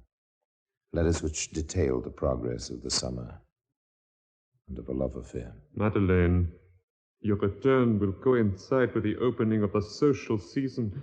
You will go to all the dances, all the parties, but without me at your side. I cannot stand to picture this, even to myself. Madeleine, let me be your husband in truth. I cannot stand. Have faith in me. Have I not proven my love? Oh, Emil, the tears which bathe this paper, they are tears of longing, longing to be with you. There was more, much more. It all seemed endless, eternal, like the love these two pledged each other. But August moved into September, and September into the fall. Presently, as the prosecutor didn't fail to point out, the social round swept over Glasgow and over the Smith family, of course. Madeleine was caught in the whirl with her family. Here, Robert Dougal was recalled to the witness box. This part of his evidence, if evidence it was, held a touch of wistfulness, of pathos even. Do you think this is the proper place to stand, Robert? Not proper, but correct for our purpose. They'll have to pass this way. There's quite a crowd, is there not? The public dances of the Glasgow season are always crowded. They say more matches are made at these affairs. Do not say that, my friend. This is my great fear, that she will meet someone. But she loves you. What am I? A 10-shilling packing clerk. I am nothing. Our family do not even know I exist. Where are they? Has something happened? I must... He stood there, on the stairway leading to the ballroom, waiting so impatiently. The little man in the fancy waistcoat, beneath which was so much pride and so much love. And then, at long last, he saw her alight on her father's arm from their carriage, start up the stairway. She's a princess. Is she not, Robert? She's a very pretty girl. But then, I'm not in love with her.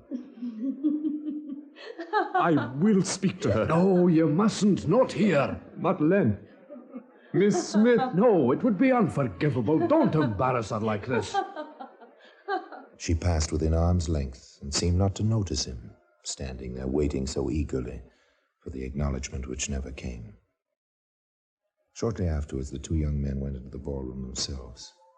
Emile saw his Madeleine whirling in the waltz, heard her laughter. Why, Mr. Miller, I cannot allow you to speak to me like that. My father would consider... Robert, this is what I have nightmares over. Patience, Emile, patience. That is what she says. Patience, Emile, patience. She's going into the conservatory. Quick, Emile. Do I dare? What, didn't you see? She looked at you, pointed with her fan. Wait for me, Robert. With pleasure, my friend.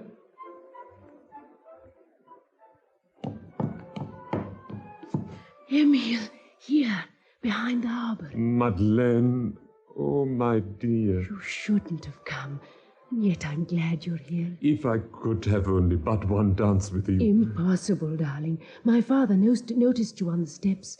I told him it was Robert who spoke my name. I don't think he believes me. Let him know me.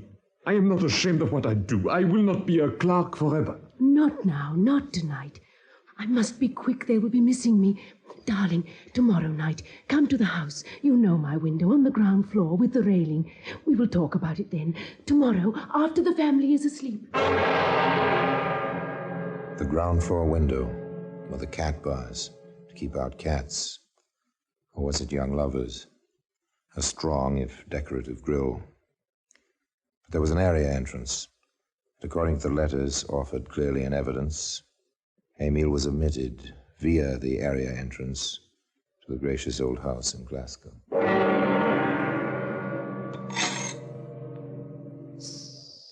Madeleine. Oh, Madeleine. Quickly, darling. In here, my sitting room. Here we are. We must be very quiet. My elder sister is just above, and my father sleeps very lightly. Madeleine, when? When? I must await the proper moment. And in the meantime, must I come to the area entrance in the dark of night, sneaking like a thief? I did not steal your love. You gave it, darling. You gave it. What I gave, I can take back. No, you cannot. Oh, of course not, dear. And we must not quarrel either. Our summer was too lovely for us to spoil it now. I have made some tea, my dear. It must be cold outside. Shall we have tea together and pretend we are the happy married couple we want to be? Of course, darling. Of course, whatever you say. Only let us be happy. It was a domestic scene. How the letters reveled in it. Charming, delightful. Two young people pretending marriage and staid middle age. And then, in due course and in proper chronological order, the prosecutor introduced Mr. Curry, owner and chief dispenser at Curry's Glasgow pharmacy. Yes, the defendant. It was the defendant there in the prisoner's box who bought the arsenic from me. I was told it was for the destruction of weeds and rats. The destruction of weeds and rats. Well, be that as it may, today those little white boxes can be found in the Black Museum.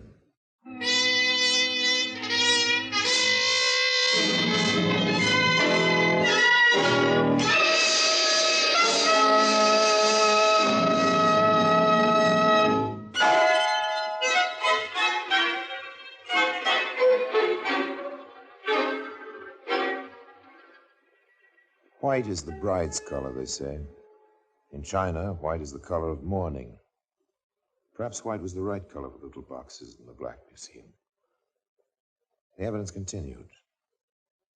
There was the stolid, honest police constable. He had a simple, sad little tale to tell. It began with a sound such as children make when they play with sticks on an iron rail. But this was not a child. This was a lover calling to his love, while the onlookers were a policeman and death.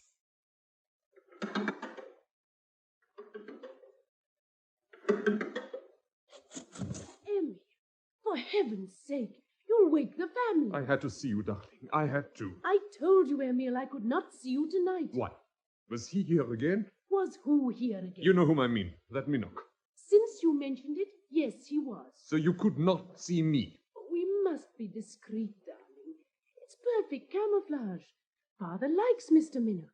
As long as Father thinks I pay attention to Mr. Minook, he will not suspect that I am in love with anyone else. Are you in love with me, Madeleine? Emil, how can you ask that? Forgive me, my darling. At the time, I do not know what I am doing or saying. Here it is November. The summer seems so far away. Yes, the summer. Emil, go home. I cannot let you in tonight. Madeleine, to stand here, talking through bars. Oh, you'll catch your death of cold. Glasgow in November. Damp, almost bitter. Oh, please go home, Emil, where you'll be warm and safe. I'm chilly standing here. No, not until I have held you in my arms once more. Emil, stop it. It's so late, so cold. Yes, cold. And almost bitter. Good night, Emil.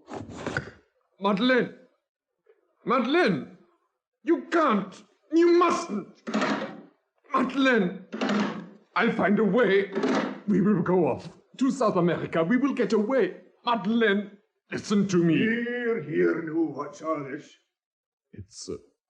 It's nothing, Constable. This is near the time to be rattling windy grates. It's much too cold for serenading, you know. You do not understand. Oh, don't I? I was young myself, not so long ago. Now, on your way, young fella. Mr. Smith is a good friend of mine. I'll no have lovesick boys disturbing his daughters this time of night. Off with you now. Get on to your house. Understand, little man? I'm telling you to move along. Yes, Constable. I understand.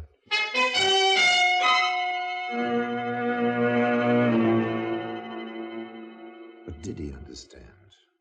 Did Émile Dangelet understand that this was the beginning of the end? That the summer was over and forever? Perhaps. Perhaps not. Perhaps he wouldn't let himself understand. However, this is all conjecture.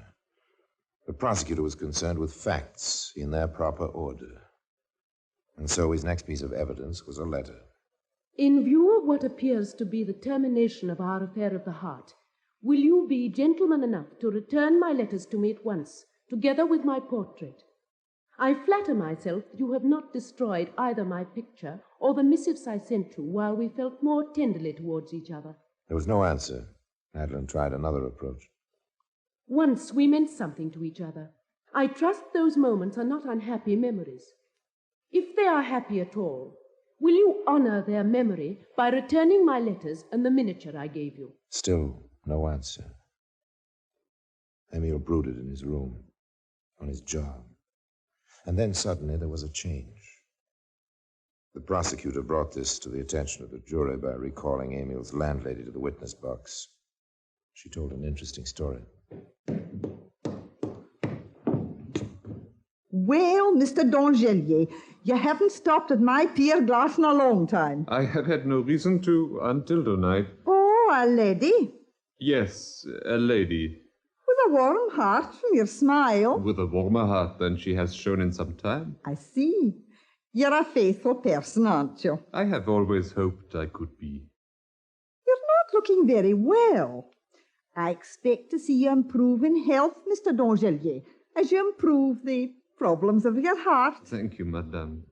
Thank you from the bottom of my heart. If you will excuse me, I must not be late tonight. I must not be late tonight, he said. Yes, tonight of all nights, he must not be late.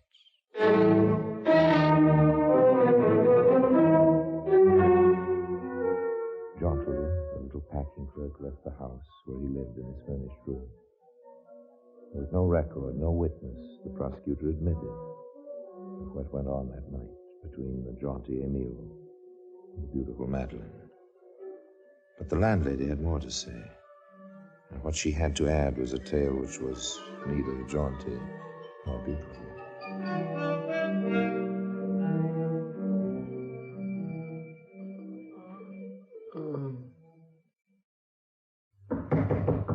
Mr. Dangelier, are you ill?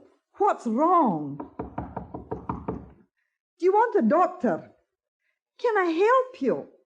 Mr. Dangelier. Mr. Dangelier. Mr. Dangelier, what is it? You look as if you'd crawled home on your hands and knees. Yes, I did. The last block. The pain. I cannot stand the pain. I shall call a doctor. You're sick. You're very sick. You must have a doctor. The good woman hurried up the street, roused the doctor whose surgery was in the corner, and together they hurried back and up the stairs to the little man's shabby room. What is it, man? Where's your pain? Leave me alone. I want to die. Good heavens, Mr. Dangelier. You will die unless you help me yourself. Madam, have you any mustard in the house? Mustard? Whatever for? An emetic. This man has been poisoned. Quickly now. Oh, yes, yes, of course. I must have some somewhere. They did their best, the doctor and the landlady, but their best was to no avail.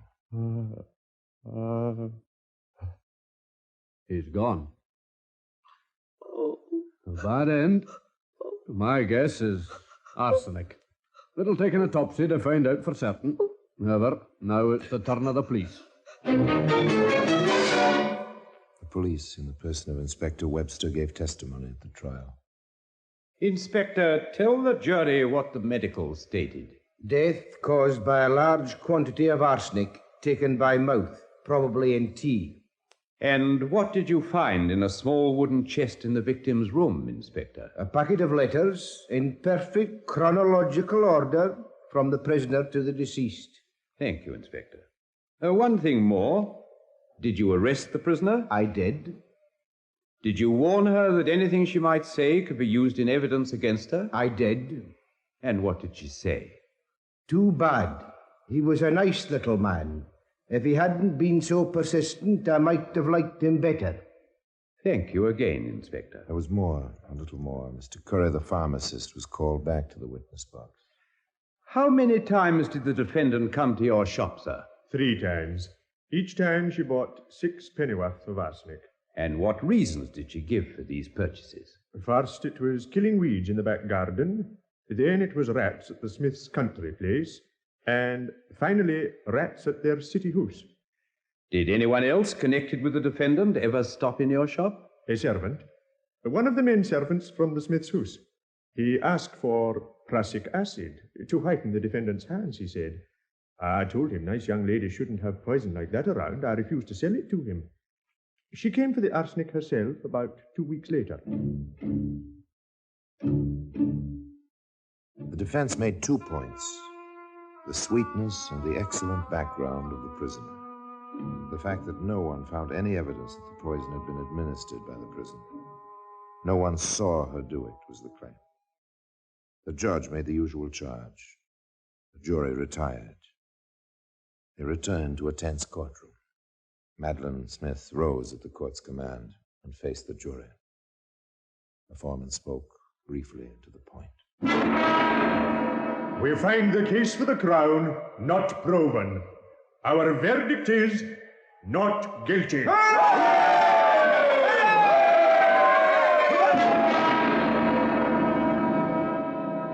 So ended the trial of Madeline Smith. Were the jury right? We shall never know. History is as silent as the little white boxes which lie upon a shelf in their customary place in the Black Museum. Orson Welles will be back with you in just a moment. Not proven, the jury said. The courtroom spectators burst into tears. Madeline Smith was too young, too lovely for the citizens of Glasgow circa 1856 to believe her a murderess. She went free. Some 22 years ago, at the age of 90, Madeline Smith died in the United States, where she'd sought forgetfulness and a new life.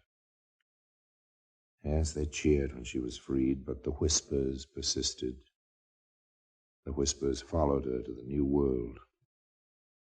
I don't think there really ever was a new life for Madeline Smith, because she died a spinster and is remembered as a mystery which perhaps only the little white boxes could ever have solved. At any rate, there they are in their customary place, and there they'll stay, in the Black Museum. And now, until we meet next time in the same place, I tell you another story about the Black Museum. I remain, as always, obediently yours.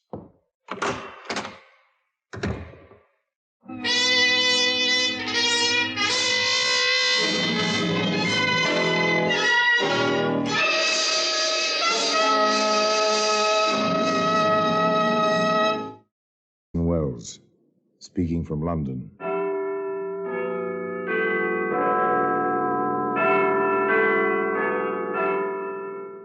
The Black Museum. Here, In a grim stone structure on the Thames, which houses Scotland Yard, there's a warehouse of homicide.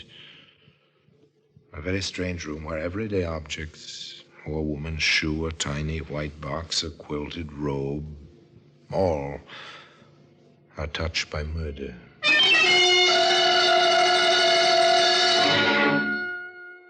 You take this raincoat. It's a familiar object, waterproof cloth, rayon lining. But you wouldn't wear this raincoat. Odd, isn't it, Inspector?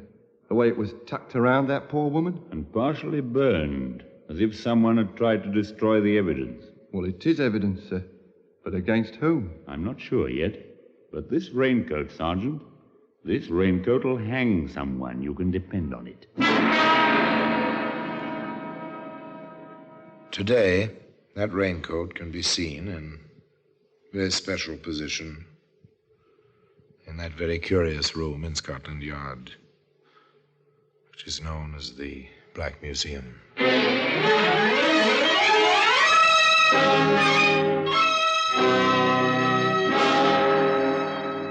From the annals of the Criminal Investigation Department of the London Police, we bring you the dramatic stories of the crimes recorded by the objects in Scotland Yard's Gallery of Death, the Black Museum.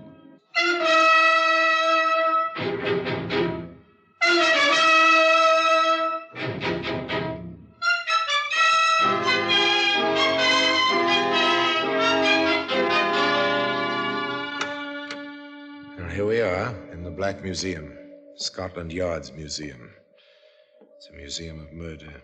Here are the objects of homicide, the weapons, the clues, which at one time and another betrayed killers. They've been collected over 100 years. And now here they are, shelf upon shelf, in this dim, echoing room.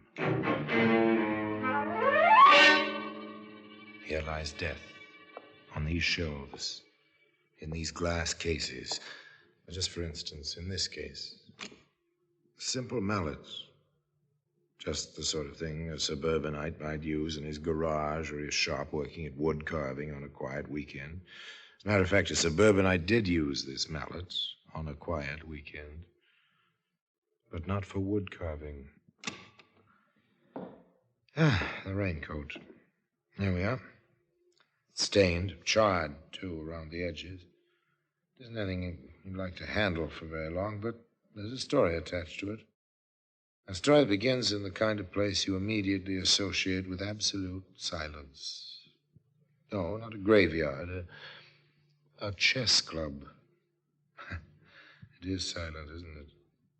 And into this silence of concentration, there intruded... London City Chess Club. Is Mr. Agard there? Sorry, sir, I haven't seen him yet. This is the steward of the club. May I take a message? We're expecting him. I see. My name is Chamfer. My address is 46 Edison Mews East. He knows. We've had some contact by way of Agard's insurance business. Yes, sir. And the message? I want to see him about a policy. Tell him it's rather urgent. I want him at my house tomorrow evening at 7:30 sharp. Very well, sir. I'll tell him as soon as he gets in. Mr. Agard, sorry to disturb you, sir. Just a moment, steward. There.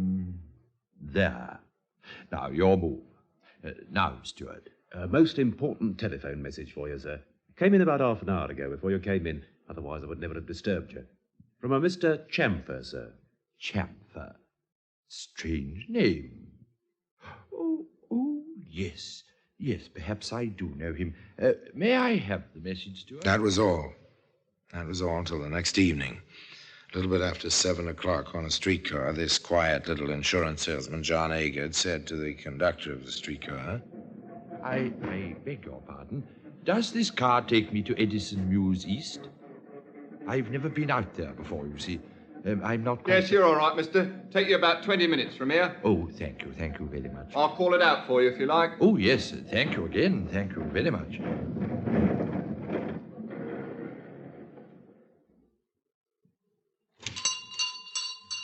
Oh, I beg your pardon. May I trouble you for the right time, please? It's 7:35. I am right for Edison Mews East, aren't I? Back one block to the car line. Oh, thank you.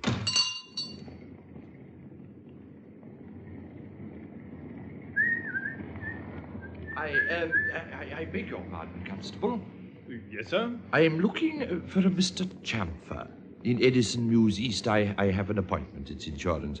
Do you happen to know the gentleman, officer? I'm afraid not, sir. Oh, dear. And my date was for 7:30. Is it much past that now? 7:45, sir. Steeple chimes just struck the 3/4. Oh, thank you very much indeed. I'm sorry to have troubled you, officer. He seemed a worried little man, John Agard, upset over his difficulty in finding Mr. Chamfer, and he was still worried, apparently, about an hour later, when his next-door neighbors, Harry and Ethel Benson, saw him coming across the scrap of lawn which separated their houses. Is Agard coming over? Funny.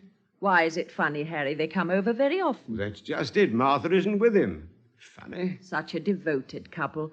Martha had a bad cold today. Perhaps John needs something. Well, no isn't enough. There he is. Hello, Agard. Spotted you coming across the lawn. Yes, good evening. You know, I am sorry to bother you. No bother at all. Do you need something for Martha's cold? Oh, you know about that. No, and yes.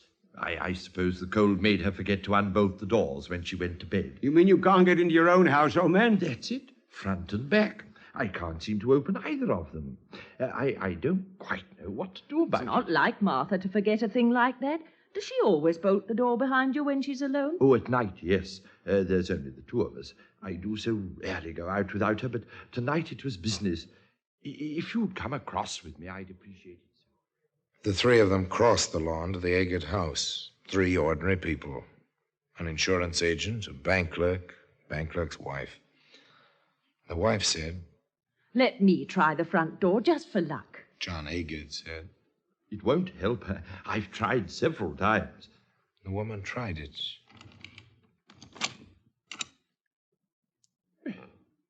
That's a bit strange.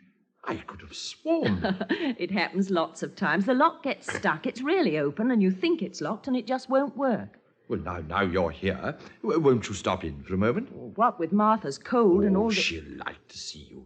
Come in, please. Well, just for a minute.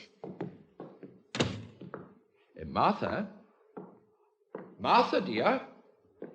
The Bensons are with me. Martha! Oh, my... Oh.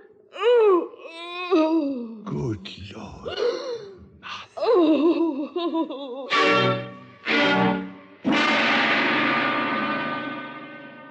She was dead. Completely, horribly dead. One look. No doctor could help. The woman's head was battered in. She lay before the fireplace, her arms and legs twisted awkwardly like some carelessly dropped wooden figure, and there was blood on the hearth. On the walls, too, on the chair, on the rugs. And tucked around the body, as you tuck a blanket around a child, was a raincoat.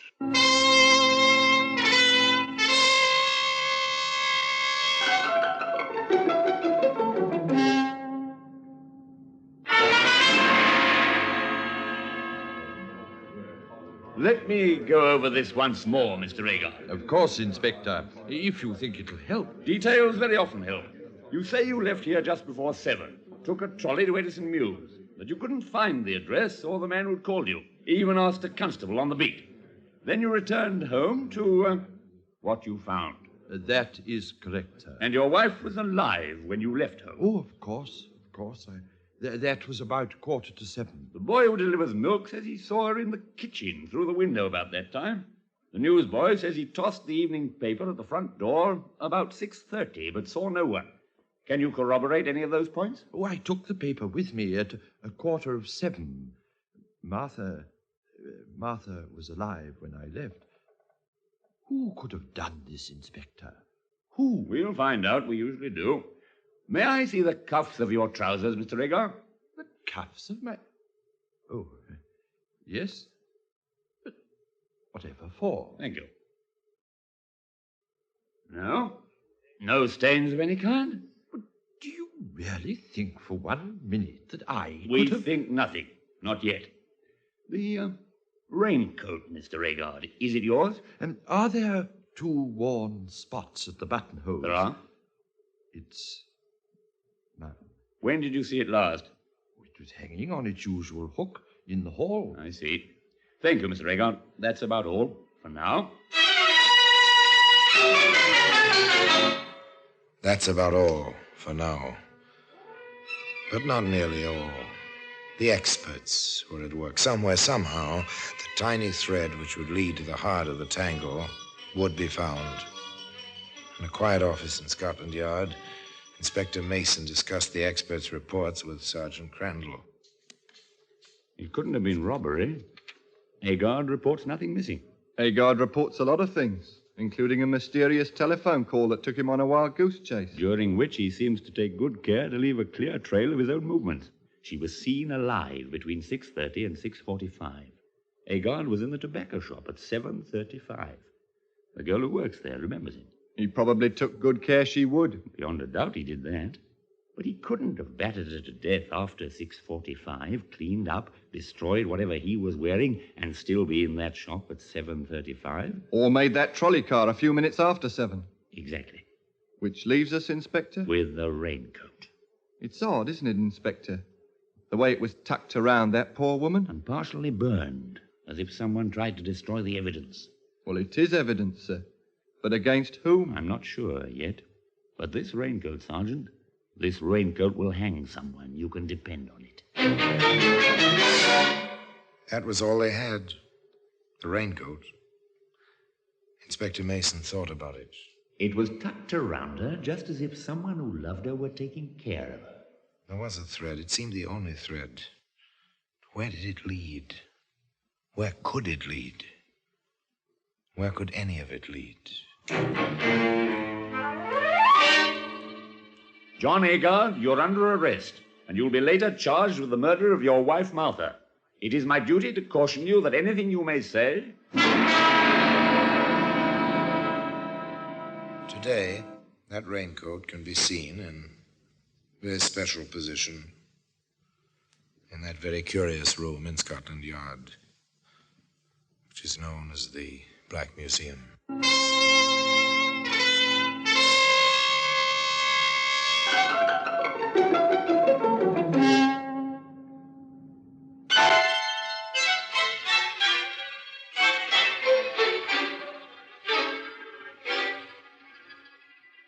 Well, they charged John Agard with the murder of his wife, Martha. The evidence seemed slight, pretty flimsy, but still, there were strange lapses, contradictions of character. Quiet little insurance salesman responds to a call from a possible client, and suddenly he's talkative, almost garrulous. He establishes himself at definite places at definite times with total strangers, all of whom can be checked quite easily by the police. The possible client is non-existent. And then, of course, there was the raincoat. From the very beginning, the prosecutor for the Crown made it clear that a great deal of his case rested on that raincoat. And if the prisoner did commit this murder for apparently no reason, he deserves the full punishment. Much will be made of the quiet life he led with his wife. Much will be made of the fact that no telltale trace of blood was found on him or his clothing. But I say to you, and we hope to prove this to your satisfaction, that this woman could have been beaten to death by someone wearing only the raincoat, which we will place in evidence.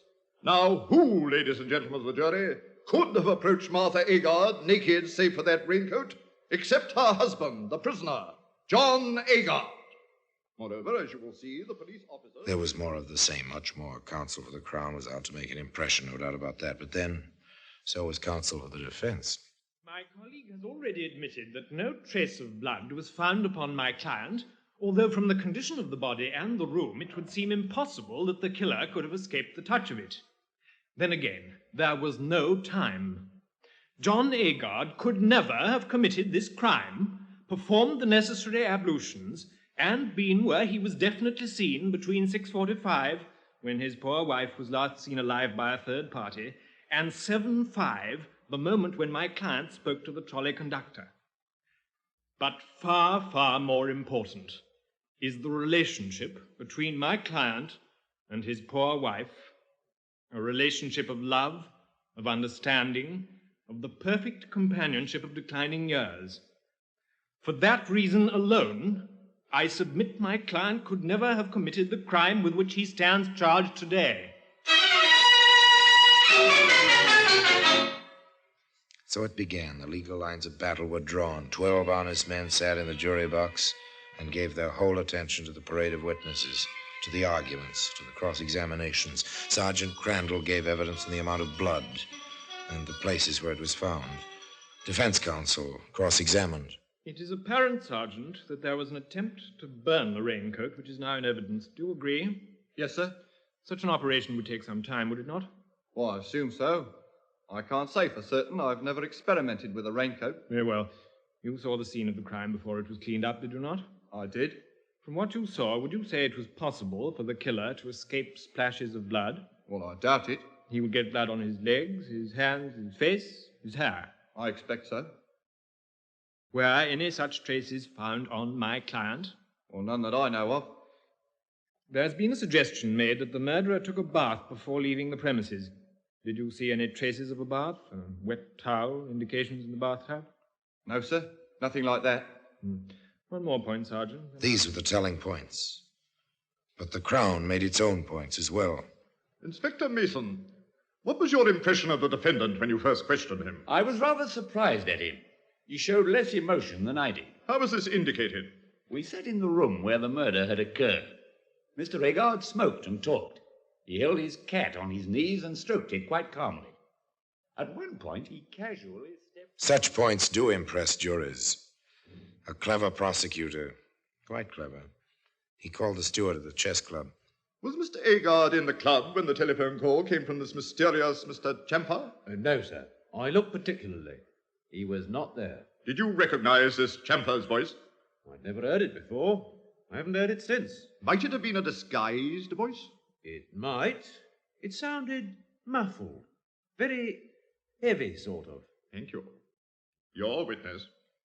Steward, in your observations of Mr. Agard, have you ever seen him behave as a poor loser? No, sir, never. Has he ever expressed violent opinions, to your knowledge? Mr. Agard violent? He's the quietest man I've ever known. Did he ever mention his wife to you? Many times, sir. On what occasions? Usually about 9 in the evening. He always worried about leaving her alone too late at night, sir. Oh, very considerate of her he is, was, sir. Thank you, that's all.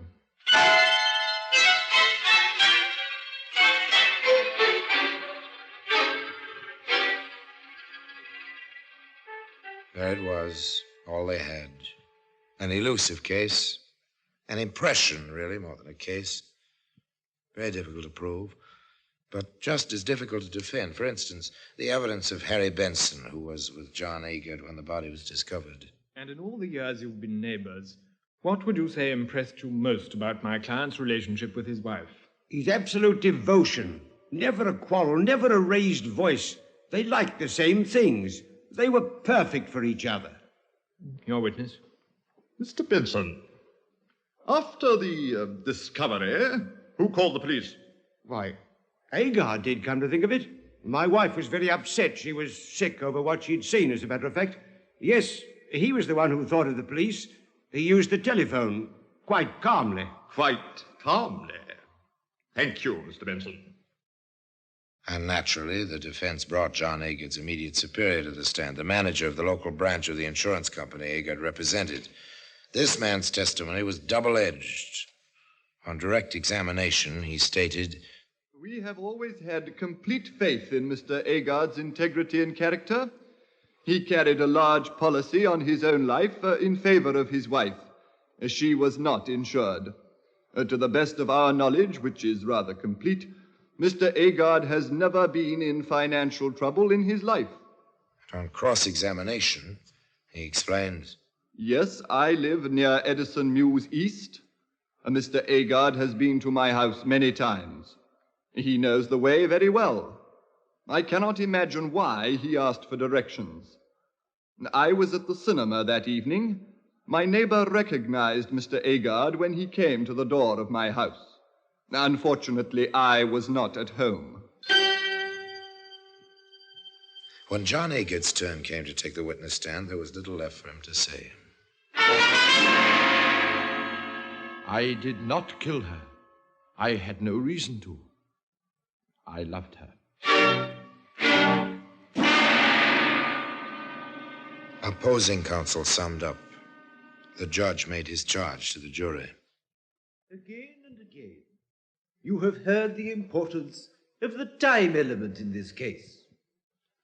Could this man, or any man, have committed this crime, removed all traces of it from his person, dressed and been at a trolley car line 20 minutes from his house, in the time between the moment the milk boy saw the victim alive and the moment the conductor saw the defendant on the trolley car? More, there is no evidence to connect the defendant directly with the crime. The case is entirely circumstantial. No motive has been established. I could only... They listened. The 12 honest men in the jury box. They retired and they debated. What went on in that jury room is sealed in silence under the honored tradition of the law. Anyway, 40 minutes elapsed.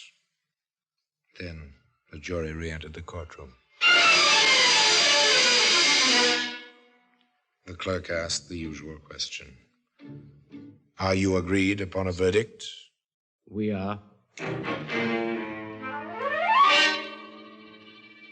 Do you find the prisoner guilty or not guilty? Guilty.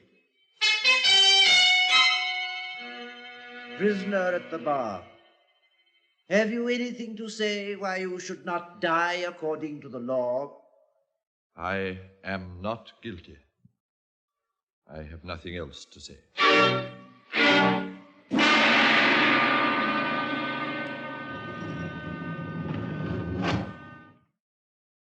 You're looking well, John. They treat me well. I had a shock yesterday. The governor of the prison came here. He said 8 o'clock in the morning, Monday the 16th. Don't worry, John. It will be put over. The appeal? It's being studied. The court won't rule for another month at least. They'll grant a stay of execution. A month. Another month. A month. An extra week after that. Time went on, endlessly, it seemed, to John Agard, waiting in his cell in Walton Prison. And at long last, they gave him his own clothes and took him before 3 judges of the Court of the Criminal Appeal. Handcuffed, he stood there between the bailiff and his own counsel. The voice of the judge seemed very far away. There is indeed a reasonable doubt in this case. We believe there is eminent difficulty and doubt.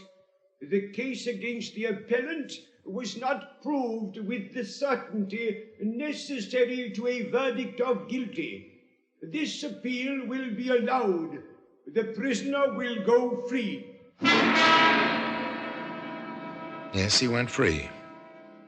But the raincoat, that famous raincoat, can still be found today in its place of very particular honor in that curious room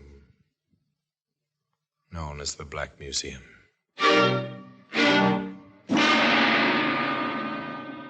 Orson Welles will be back with you in just a moment. So, Inspector Mason was wrong, wasn't he? The raincoat didn't hang anybody after all. John Agard went free, and for the first time in the history of English law, a conviction for murder was set aside for reasonable doubt. Now, what happened to John Agard? He lived out his life. Just 2 years after his release, he died. Some say of loneliness in Liverpool, a broken, weary old man. I've seen his grave in Liverpool, and I've seen the raincoat, that famous, enigmatic raincoat, in its place of particular honor, in that strange room in Scotland Yard, known as the Black Museum.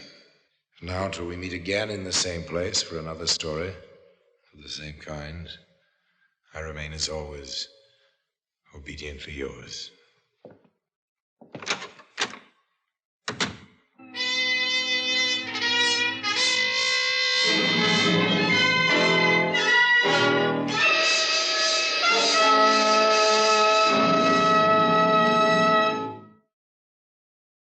Speaking from London.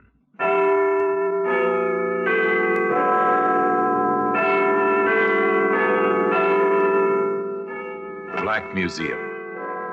Here in the grim stone structure on the Thames, which houses Scotland Yard, is a warehouse of homicide, where everyday objects, an ink bottle, a child's raincoat, a sofa pillow, all are touched by murder.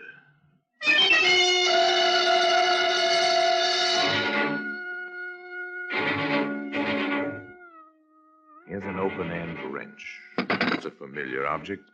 If you own an automobile, you own one of these.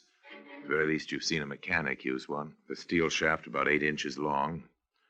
The shaft bulging into a curve shaped like a horseshoe, which fits a bolt exactly. Simple tool. Almost beautiful in its slim efficiency. Well made, isn't it, Inspector? We're familiar with these things, Doctor. They're quite common as weapons. Yes, of course. One's skull could be cracked rather efficaciously if this were brought down hard on it.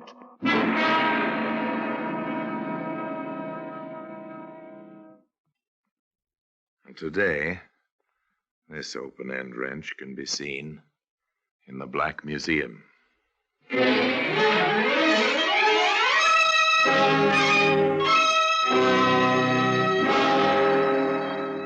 From the annals of the Criminal Investigation Department of the London Police, we bring you the dramatic stories of the crimes recorded by the objects in Scotland Yard's Gallery of Death, the Black Museum.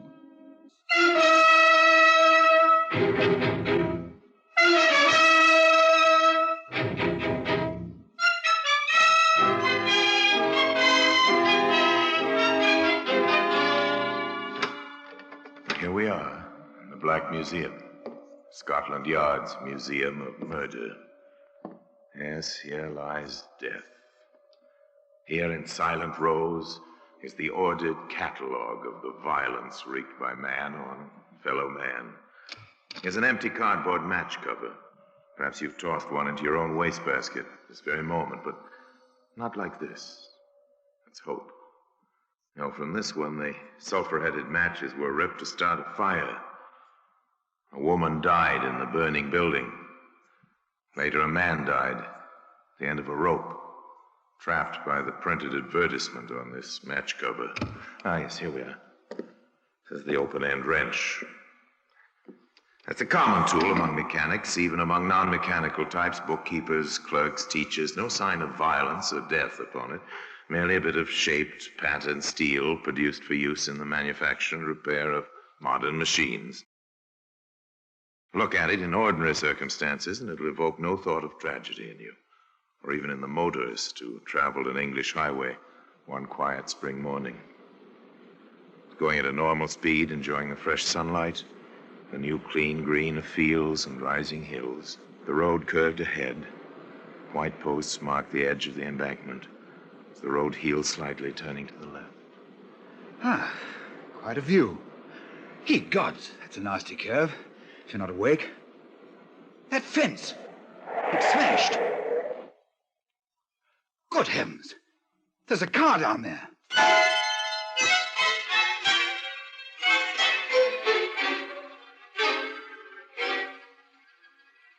It's minutes only until he's back in his own car, speeding toward the nearest town, toward the nearest police station. There. Constable, there's a wreck on the curve about a mile south of here. You have anything to do with it, mister? Oh, no, of course not. I noticed the broken fence and saw the car down the hill. I say, there seems to be a woman in it. Look, you'd better come. Bring help. The doctor, who was also the local coroner, needed little time to determine which of his functions were called for at the wreck. She's been past help for hours. Must have gone off the road during the night. I've notified the superintendent about the accident, Doctor. Yes, well, you fellows will want to trace the car. Any identification on the body? Nothing in the woman's purse, sir. There ought to be laundry or dry cleaner's marks. It's pretty hard to stay identified these days, Doctor. Yes, of course. You can tell the ambulance men to take her to the hospital. Hospital, sir? Or autopsy. I can't just sign a certificate accidental death, you know, Constable. Yes, sir. Very well, sir.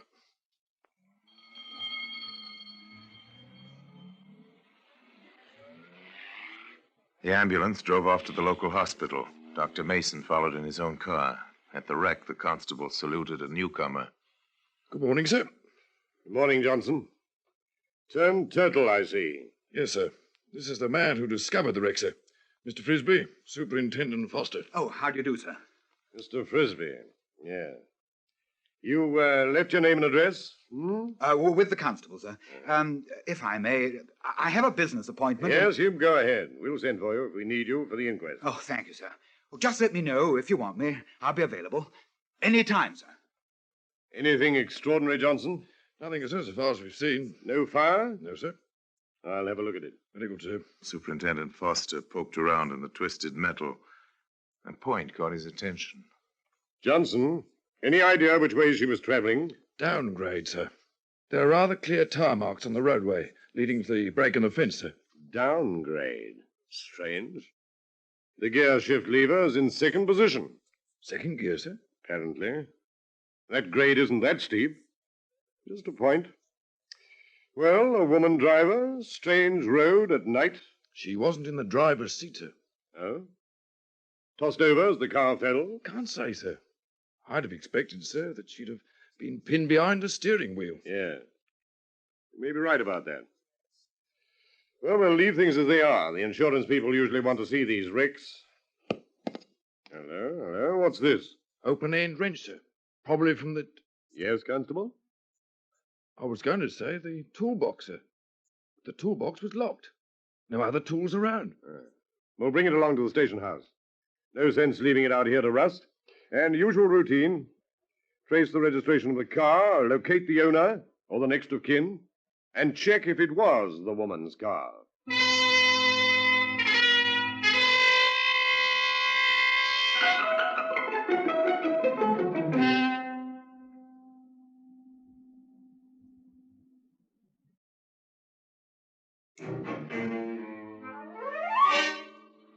The usual routine for another auto accident. Another careless or sleepy driver. The usual telegrams were sent. The usual telephone calls were made. The same afternoon, Constable Johnston reported to his superintendent. Yes, Johnson? Papers on the accident, sir. I see. Owner Martin Beach. Avon Mews, London. Has he been notified? Yes, sir. He's on his way down. The woman was his wife, sir. Must have been a shock. I took the call, sir. He kept saying he couldn't understand what she was doing all the way out here. Well, we'll deal gently with him. Dr. Mason reported yet? No, sir. Nothing on the autopsies yet.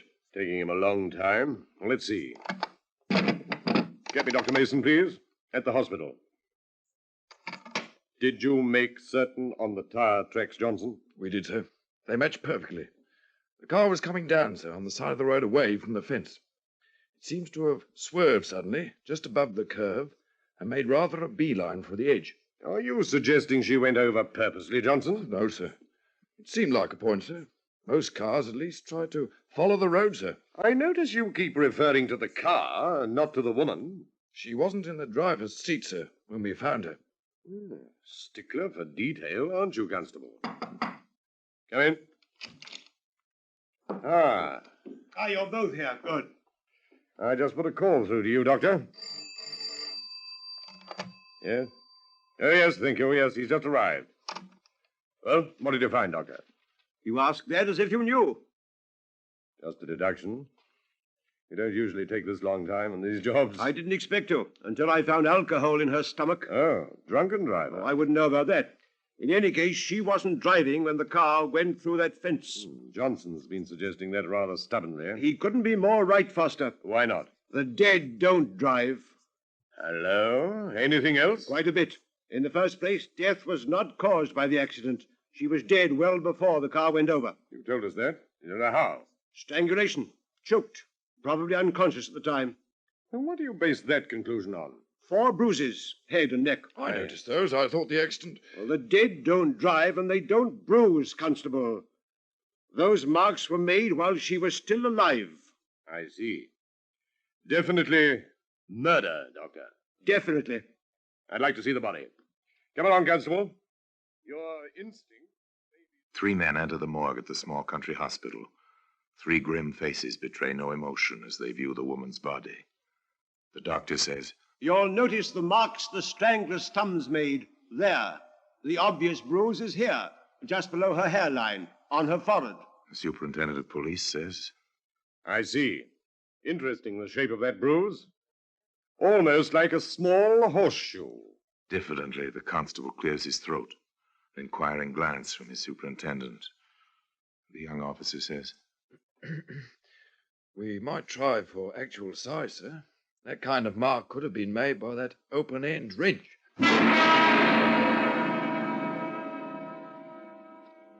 Now today, that open-end wrench is to be seen in the Black Museum.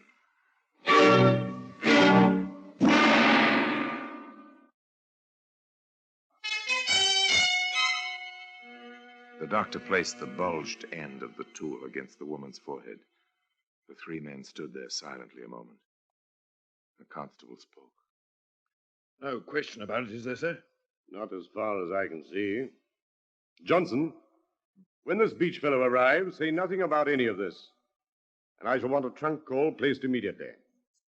I want to speak with Inspector Hall at Scotland Yard. The ponderous, inevitable juggernaut that is police work began to move, gained momentum. A fast car brought Inspector Hall and Sergeant Williams from the yard before train connections permitted the arrival of Martin Beach. The inspector listened intently as Superintendent Foster outlined the details. Then, quietly, no fuss, no newspaper headlines. Detectives were dispatched to run a check. Shortly thereafter, a grief-stricken husband arrived at the station house in the company of Dr. Mason.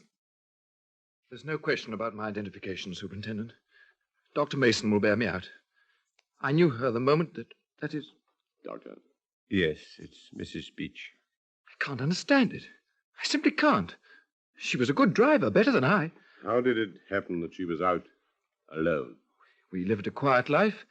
Avon Mews is in a suburb of London, really. She'd often take the car for a drive. I'd go to sleep. I had to get up early. My business is in the city. She said she wanted some fresh air last night.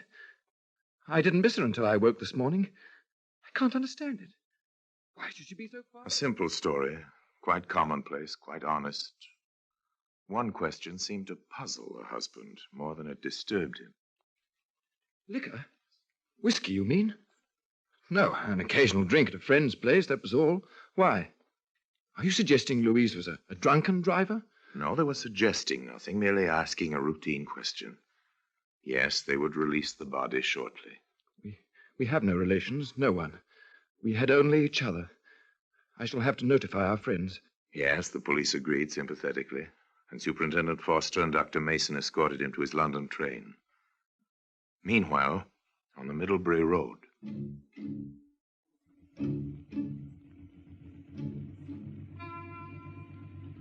Your name, Carey? Yes, sir.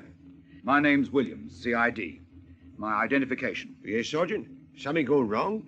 You heard of the accident down the hill? Yes, of course. How late do you keep this petrol station open? 12, 1 o'clock, depends on the traffic. And last night? I closed up about 1, locked the tanks, and then Any customers around that time? Well, there was a dark sedan, man and woman. You got a good look at the woman? He was driving, bought 5 gallons. She was asleep in the front seat. Any sign of whiskey? Well, he had a breath on him, Sergeant. Seemed in a hurry, too. Edgy. Now, look. This photo mean anything to you? Yes, it looks a little... It's hard to tell at night. The light's bad. Is she sleeping there in the picture? No. She's dead. They call it backtracking. They try to trace the car along the road it traveled. The gas stations first. In this case, where whiskey was present, the taverns and the inns were checked as well. You're the landlord here? Yes, sir. My wife said you're the police. Yes. We're trying to trace a man and a woman. This picture mean anything to you? Yes, sir. She was here last night, till closing time. Had a bit too much, I'm afraid, sir. Oh. Was she alone? No, sir. No, with a shortish fella. Dark, quiet, in a nervous sort of way. I remember, 'cause, he wanted to buy a bottle, but I'd none to spare. And I rather thought what with driving and all, they'd already had enough.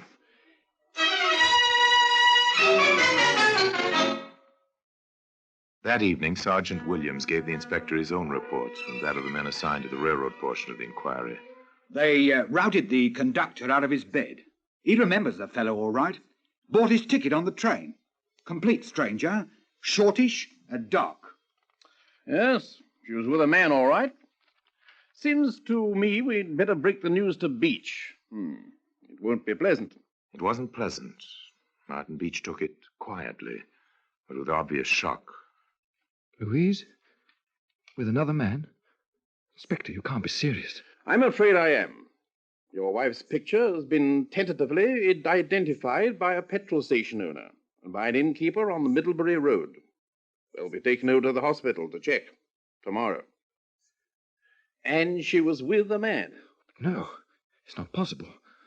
No one could have been that secretive. And why? We just lived for each other. Oh, it's an old story to us, Mr. Beach. You're a busy man. Your wife was alone a good deal. But when? How? Well, you told us yourself. She used the car alone and quite often at night. If I could get my hands on him. Oh, what fools we mortals be. We want him too, Mr. Beach. Now, will you help us? Of course, anything. Anything at all. Then, maybe search your wife's effects? Of course, Inspector. Search the whole house if you think it will. They were quite thorough, of course, and very quickly they were successful. I found these in the stocking box at the rear of the bureau drawer, Inspector. I see. Letters. Mr. Beach, do you know a Fred Hennessy? No. May I see the letters? I think you'd rather not. And we'll be checking them for fingerprints, of course. They're all addressed to your wife. The last one makes the arrangements for a meeting place with the car. Is there a return address, Inspector? There is. Good luck, Inspector.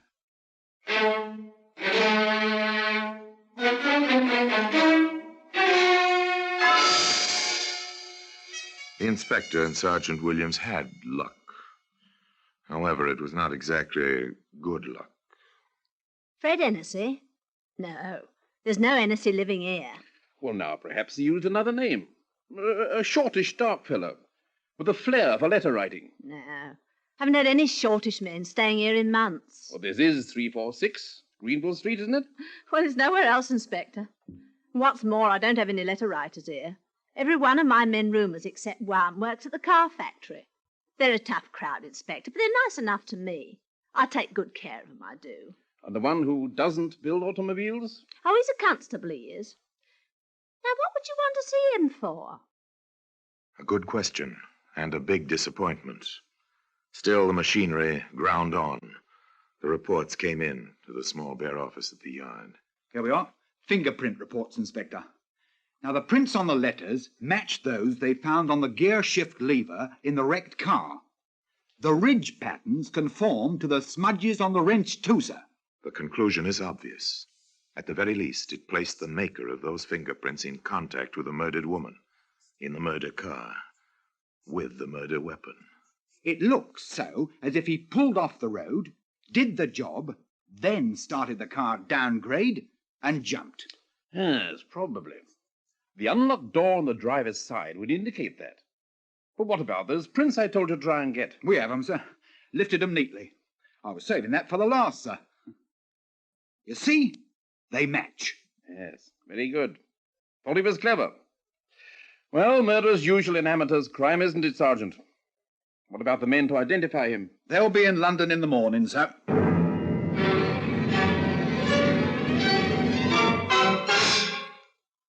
To Sergeant Williams, the case seemed complete. The inspector was still somewhat cautious. It will stick, sir, in any court. I'll feel better if we have the motive, Sergeant. I like a complete case. Identifications have been upset before, and even fingerprints. Given a good motive, we'll hang the gentleman. In fact, we may be able to say he hung himself with his own cleverness. Inspector Hall here. I see. Very good, Davis. No, just keep your eye on the place. Williams and I'll be along directly. Get your hat, Sergeant. Very good, sir. Our quarry's gone calling on the lady, and so are we. The police car sped silently through the London streets, out to a pleasant suburb. It drew up to the curb near a small house, detached from its neighbors, surrounded by a hedge and trees. A man stepped out of the shadows, spoke softly to the inspector. He remained at the car as the inspector and the sergeant walked to the front door of the house and rang the bell. Yes? Miss Jaffrey? Miss Dorothy Jaffrey? That's right. My name is Hall, CID. My identification.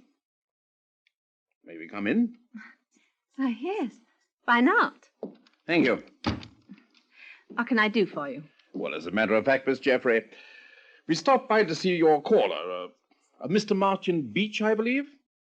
Inspector. Well, this is a pleasure to see you all the way out here. Is it, Mr. Beach? Of course. You know why we're here, don't you? I assume you saw me come by. Wait a minute. What's going on here? Don't you know, Miss Jaffrey? I know CID inspectors just don't drop in or come by.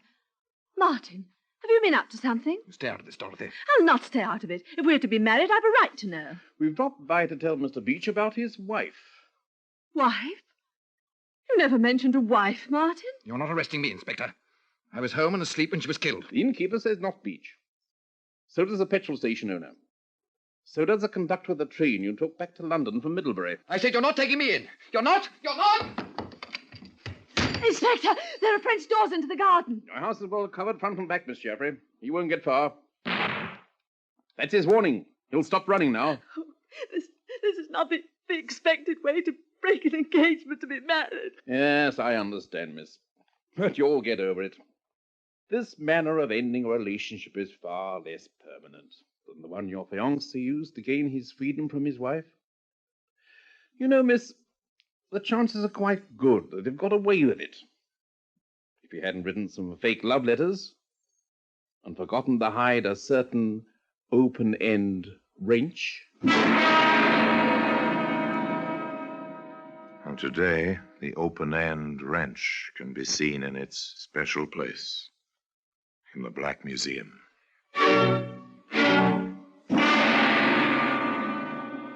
Orson Welles will be back with you in just a moment.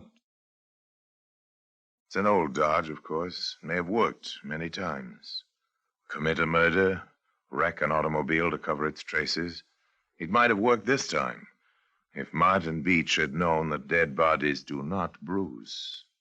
If he'd been really clever and had succeeded in burning the car and the body. If. But he was not really clever. His cleverness failed him.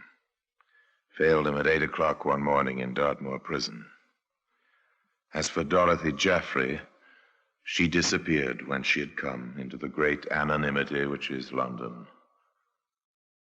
And so until next time, till we meet in this same place for another story about the Black Museum, I remain as always obediently yours.